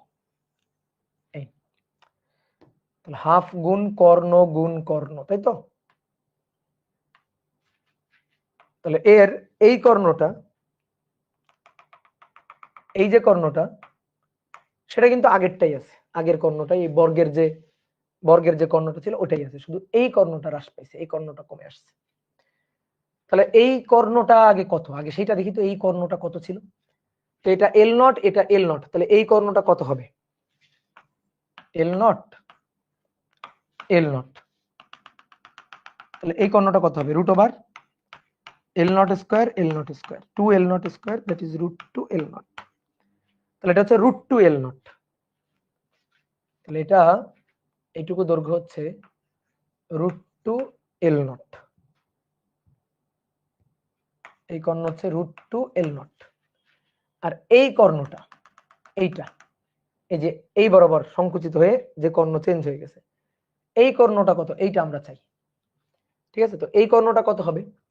দেখো এই আগের এই কর্ণটা ছিল এখান থেকে এই পর্যন্ত ছিল এল নট, সেই এল নটই তো হ্রাস পাইছে। তাহলে হ্রাস পেয়ে এই যে নতুন যে কর্ণটা, এই কর্ণটা আমি বললাম এল, আর আগে পুরোটা এটা ছিল এল নট। আচ্ছা, কর্ণ আগে এই যে কর্ণটা ছিল, এই কর্ণটা ছিল তো রুট 2 এল নট, তাহলে আগে ছিল রুট 2 এল নট, এই যে এটা ছিল রুট 2 এল নট, তাহলে সেই রুট 2 এল নটটাকে এল কত হবে সেটা দেখতে চাই। তাহলে এই যে কর্ণটা আগে ছিল, এই যে কর্ণটা আগে ছিল, সেটা কিন্তু ছিল রুট 2 এল নট। তাহলে এল, রুট 2 এল নট, সেটাকে সে এল পরিমাপ করবে, তাহলে এল ইকুয়াল টু হবে এই যে এল নট, যেটা আমরা বসাই আর কি, এল নট আগের কর্ণ, তাহলে সেটা রুট 2 এল নট, এটা root 2 L naught root over 1 minus V square by C square, V square by C square, V এর মান 0.6 সি, তাহলে রুট 2 এল নট, এটার মান, আচ্ছা এটাই রাখি।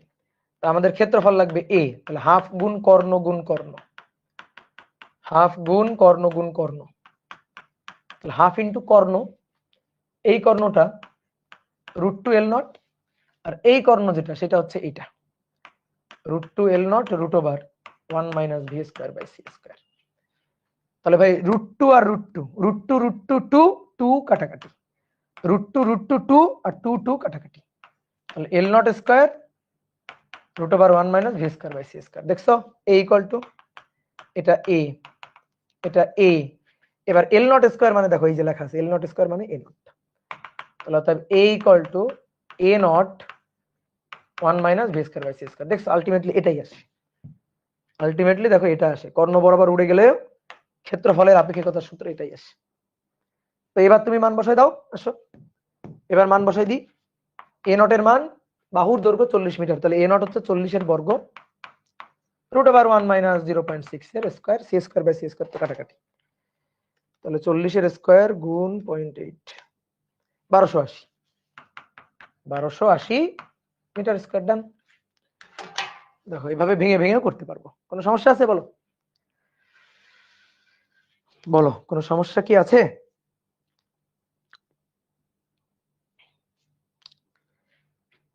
তাহলে এই হচ্ছে ঘটনা। তাহলে পারা যাবে কিনা?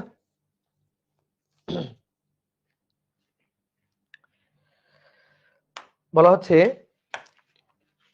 কত নম্বর এটা? 6। 7 নম্বর। একটি রকেট 0.7 সি বেগে গতিশীল।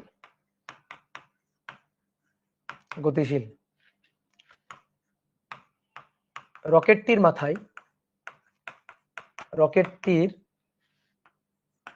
উপরে 80 মিটার দৈর্ঘ্যের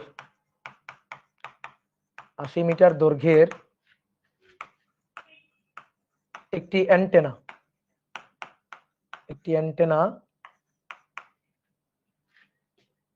অনুভূমিকের সাথে 60 ডিগ্রি কোণে রাখা আছে।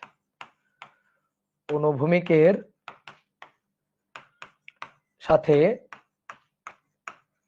60 ডিগ্রি কোণে লাগানো আছে। অনুভূমিকের সাথে 60 ডিগ্রি কোণে লাগানো আছে। ঠিক আছে, অনুভূমিকের সাথে কত ডিগ্রি কোণে? 60 ডিগ্রি কোণে লাগানো আছে। বলা হচ্ছে পৃথিবীতে একজন পর্যবেক্ষক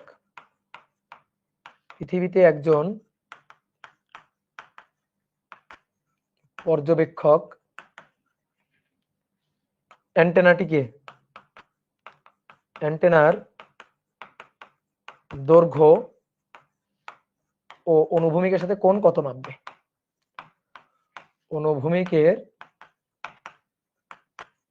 সাথে কোণ কত মাপবে, এটা হচ্ছে কোশ্চেন। দেখো,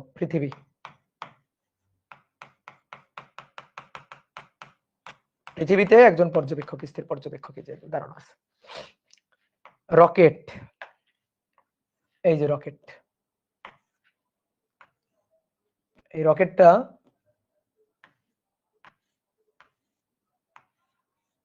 রকেটটা যাচ্ছে কত বেগে?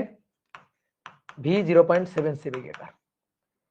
এইবার দেখো, ভালো করে খেয়াল করো, রকেটের মাথায় একটা অ্যান্টেনা লাগানো আছে। রকেটের এখানে একটা অ্যান্টেনা আছে। ধরো এই যে এটা একটা অ্যান্টেনা। এই অ্যান্টেনাটার দৈর্ঘ্য 80 মিটার। অ্যান্টেনাটার দৈর্ঘ্য হচ্ছে 80 মিটার। 80 মিটার দৈর্ঘ্যের একটা অ্যান্টেনা অনুভূমিকের সাথে 60 ডিগ্রি কোণে ছিল। এখন এই পর্যবেক্ষক ওই অ্যান্টেনার দৈর্ঘ্য কত মাপবে আর তার কাছে কোণ বা কত মনে হবে? বুঝলা? খুবই সহজ। দেখো, অ্যান্টেনাটা অনুভূমিকের সাথে 60 ডিগ্রি কোণে আছে না? অ্যান্টেনার এই দৈর্ঘ্যটাকে দুইটা উপাংশে ভেঙে ফেলো। তাহলে দুইটা উপাংশে যখন ভেঙে ফেলবা, তখন অনুভূমিক দিকে অ্যান্টেনার দৈর্ঘ্য, যেদিকে বেগ সেই দিকে দৈর্ঘ্য, আর উলম্ব দিকে অ্যান্টেনার দৈর্ঘ্য, দুইটা দৈর্ঘ্য চলে আসবে। তাহলে এটাকে যদি আমি ভাঙি, তাহলে এই বরাবর যে দৈর্ঘ্যটা আসবে সেটা হবে 80। এই বরাবর যে দৈর্ঘ্যটা আসবে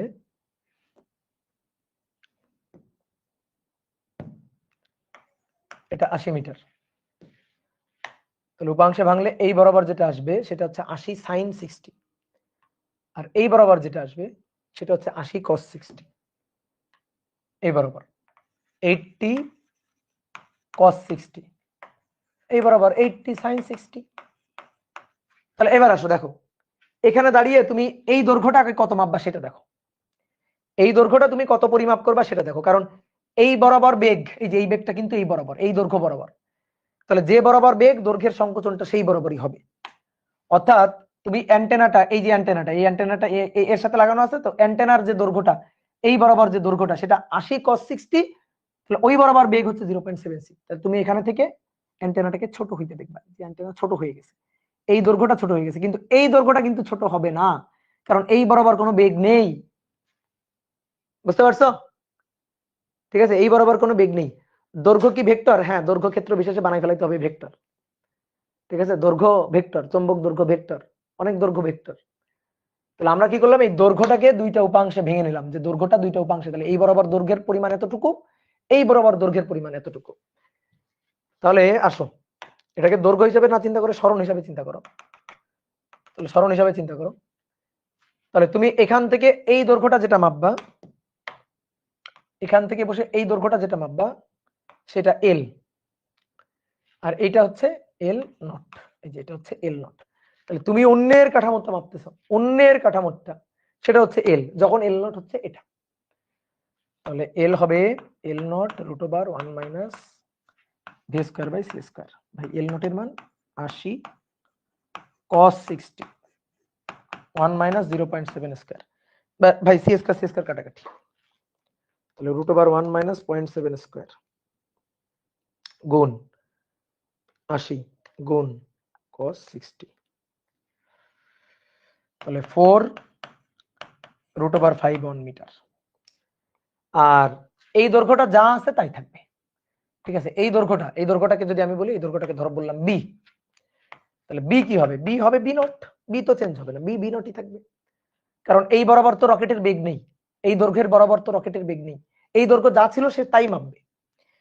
তাহলে তাহলে এবার রকেটের দৈর্ঘ্যটা তাহলে কত মাপবে, রকেটের এই দৈর্ঘ্যটা ছিল 80, ওই 80 কে কত মাপবে, তাহলে 80 কে কত মাপবে, দেখো আমি যদি বলি এই 80টা বানাও, 80 তৈরি করো, তাহলে এইটার তুমি 80 কে ভেঙে এই দুইটা উপাংশ পাইছো, তাহলে এই দুইটা উপাংশের লব্ধি 80, তাহলে ঠিক তেমনি এটা হয়ে গেছে এটা, আর এইটা যা ছিল তাই, যা ছিল তাই 80, এটা যা ছিল তাই 80 sin 60, sin 60 হচ্ছে √3/2, তাহলে 40√3 এত মিটার, এটা যা ছিল তাই। তাহলে এই দুইটা দিয়ে আবার লব্ধি বানাও, তাহলে এর কাছে দৈর্ঘ্য কত মনে হবে, তাহলে দেখো আমি একটু দেখাই, দেখাই, এই দৈর্ঘ্যটা তার কাছে মনে হবে 4 √5, এই দৈর্ঘ্যটা যা ছিল তাই মনে হবে, যা ছিল তাই 40√3 মনে হবে। তাহলে এখন এদের সম্মিলিত দৈর্ঘ্যটাই তো অ্যান্টেনার দৈর্ঘ্য, তাহলে এই হচ্ছে আমাদের অ্যান্টেনা, এই যে এর কাছে মনে হওয়া অ্যান্টেনার দৈর্ঘ্য। তাহলে সেই অ্যান্টেনার দৈর্ঘ্য যেটা মনে হবে, সেই দৈর্ঘ্য হবে এই দুইটার লব্ধি, তাহলে √4 √5 4 √5 তার স্কয়ার আর 40 √3 তার স্কয়ার, তাহলে 4 √5 তার স্কয়ার প্লাস 40 √3 তার স্কয়ার রুট অ্যান্সার। দেখি কত মনে হয়, 12 √39 মানে 74.93 এত মিটার মনে হবে। কোনটা কত মনে হবে, অনুভূমিকের সাথে কোণ tan থিটা, তাহলে কোণ যেটা মনে হবে সেটা হচ্ছে tan inverse theta equal to tan inverse লম্ব, এটা মানে 40√3, তাহলে 40√3 বাই 4 √5, তাহলে tan ইনভার্স 40√3 বাই 4 √5, তাহলে 67.593 এত ডিগ্রি, এটা হচ্ছে আমাদের অ্যান্সার। বলো বুঝছো কিনা।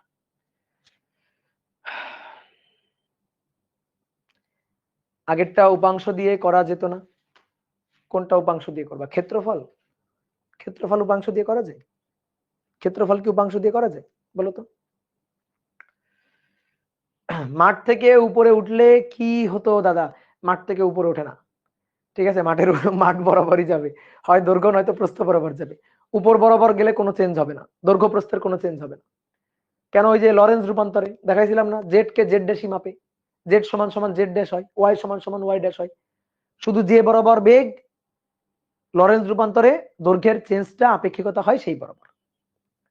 বুঝতে পারছো, ক্লিয়ার। দেখো একটা বইয়ের ম্যাথ করি, একটা বইয়ের ছোট্ট ম্যাথ করি, বলা হচ্ছে 8 নম্বর। দেখো বইয়ের ম্যাথ তো সহজই হয়। একটি রকেটের দৈর্ঘ্য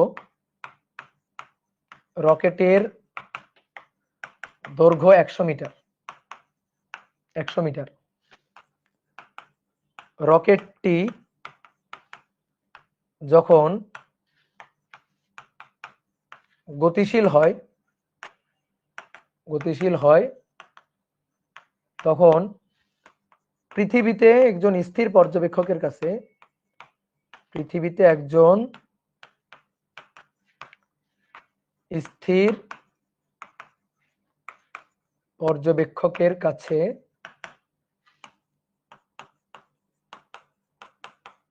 দৈর্ঘ্য 99.5 মিটার মনে হয়, 99.5 মিটার মনে হয়, তাহলে রকেটটির বেগ কত?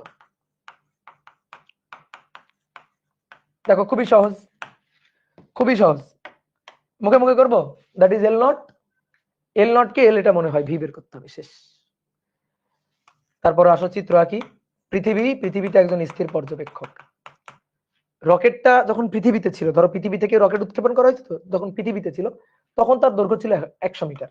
এবার এই যে রকেটটা গতিশীল, মহাকাশে রকেটটা গতিশীল, এই যে রকেটের দৈর্ঘ্য, এই দৈর্ঘ্য পৃথিবীতে যখন ছিল তখন 100 মিটার, ঠিক আছে, 100 মিটার ছিল, 100 মিটার স্থির অবস্থায় ছিল। এবার ও তো গতিশীল, একটা ভি বেগ নিয়ে গতিশীল, তাহলে এ এখন পৃথিবীতে বসে ওই রকেটের দৈর্ঘ্য মাপবে। তো দৈর্ঘ্য এল কত মাপবে? এল দেওয়া আছে, এল মাপবে হচ্ছে মানে এর কাছে এবার মনে হচ্ছে দৈর্ঘ্য সংকুচিত হয়ে গেছে, তো সংকুচিত হয়ে কত হয়েছে? 99.5 মিটার। তাহলে যেখানে এল নট ছিল 100 মিটার, রকেট, এটা rocket, L naught 100 metre, rocket গতিশীল, তাহলে এইবার আমি দেখতেছি 99.5 মিটার। তাহলে এল নট 100 মিটারকে আমি মাপতেছি 99.5 মিটার, দ্যাট ইজ এল। তাহলে ভি বের করতে হবে। তাহলে L equal to L nought √1 - V square by C square. তাহলে এল নট এর মান 100, এল এর মান 99.5, 1 - V square by C square. আসলে এখান থেকে বের করি 99.5 ভাগ 100, যা হবে তার বর্গ, যা হবে 199,200 তার বর্গ, 1 - V square by C square. তাহলে অর্থাৎ V equal to V square C square 1 - অ্যান্সারের বর্গ, 1 - অ্যান্সারের বর্গ, এটার রুট অ্যান্সার। তাহলে 0.0998 সি। তাহলে ভি ইকুয়াল টু 0.0998 সি, এটা হচ্ছে অ্যান্সার। বুঝতে পেরেছো?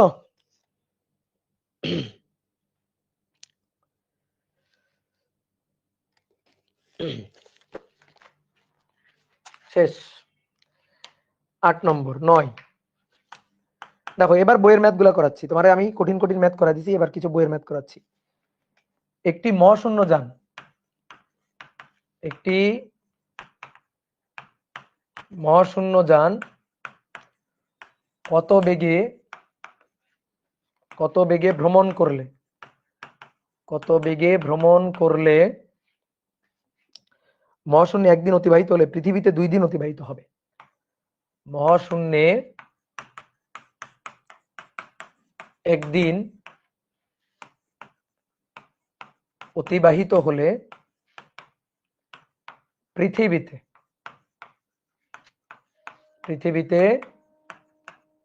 2 দিন অতিবাহিত হবে।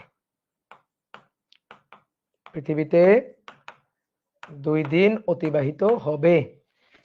এটা কুয়েটে আসা 5-6 সালে, রুয়েটে আসা 12-13 সালে। আমি তোমাকে সময়ের আপেক্ষিকতার ম্যাথ যেটা শিখাইছিলাম, সময়ের আপেক্ষিকতা একটা জিনিস বলছিলাম, শর্টকাট একটা টেকনিক বলছিলাম। ভাবনা চিন্তা করতে চাইতেছো না, সময় কম, ঘন্টা দিয়ে দিল, তাড়াতাড়ি ম্যাথ করে আসতে হবে, উত্তরটা বসাই দিয়ে চলে আসতে হবে। কত বেগে ভ্রমণ করলে, ভি চাইছে, মহাশূন্যে একদিন অতিবাহিত হলে পৃথিবীতে 2 দিন, পৃথিবীর সময় টি, মহাকাশের সময় টি নট, করে দিয়ে চলে আসো। পৃথিবীর সময় টি, মহাকাশের সময় টি নট, করে দিয়ে চলে আসো। আর যদি মনে করো বুঝতে টুঝতে চাও, আচ্ছা ঠিক আছে, বোঝো, সমস্যা নেই। এটা হচ্ছে পৃথিবী। তাহলে মহাকাশে, এই যে মহাকাশ, তাহলে বলো গতিশীল অবস্থায় থাকলে সময়টা, কাল দীর্ঘায়ন হবে। কাল দীর্ঘায়ন মানে, কাল যদি দীর্ঘায়ন বলি, কাল দীর্ঘায়নের ব্যাপারটা কি? কাল দীর্ঘায়নের ব্যাপারটা হচ্ছে মহাকাশে বসে, এখানে বসে তার ঘড়ি স্লো চলবে, স্লো, ঠিক আছে, ঘড়িটা স্লো চলবে। তাহলে পৃথিবীতে অতিবাহিত হয়ে গেছে 2 দিন, ওর ঘড়ি স্লো। মনে করো পৃথিবীতে এক ভাই আছে, মহাকাশে এক ভাই আছে, পৃথিবীতে ও জন্মদিন উদযাপন করে ফেলছে, ঠিক আছে, কিন্তু ওর এখনো জন্মদিন হয় নাই। পৃথিবীতে 2 দিন হয়ে গেছে, ওর এখনো 2 দিন হয় নাই, ওর হয়েছে মাত্র 1 দিন। তো ওর ঘড়ি স্লো, ওর ঘড়ি অনেক স্লো চলতেছে। তাহলে পৃথিবীর এই যে সময়টা, সেই সময়টা আমরা আমরা পৃথিবীবাসী আমরা যারা আছি তারা আমরা পরিমাপ করছি 2 দিন। তখন ওই মহাকাশ যানের মধ্যে যে আছে সে ওর বয়স নিজে পরিমাপ করছে মহাকাশের মধ্যে থেকে, দ্যাট ইজ টি নট একদিন। ঠিক আছে, তাহলে এই যে বেগটা, এই বেগটা ভিটা আমরা বের করতে চাই, বেগ ভিটা আমরা বের করতে চাই। ওকে, তাহলে T equal to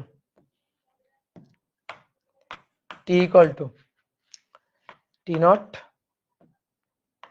not root over 1 minus V square by C square. তাহলে টি এর মান 2, T nought 1 minus V square by C square. তাহলে V square by C square এখানে নিয়ে আসলাম, তার বর্গ করলে 1 minus V square by C square, 1/2 মানে 1/4। তাহলে 1 মাইনাস 4 ইনভার্স, তাহলে 3/4। তাহলে ভি ইকুয়াল টু √3/2c আসছে, √3/2c, হ্যাঁ, বা 0.8 হবে, হ্যাঁ 0.866c, সেটাও বললে হবে। গুড। তাহলে তোমরা বই থেকে একটু ম্যাথ গুলা করবা, বুঝলা? বইয়ের সব ম্যাথ ইজি, বইয়ের কোনো ম্যাথ কঠিন না, বইয়ের দেখবা সব ম্যাথ ইজি। তাহলে আজকে এই পর্যন্ত থাকুক।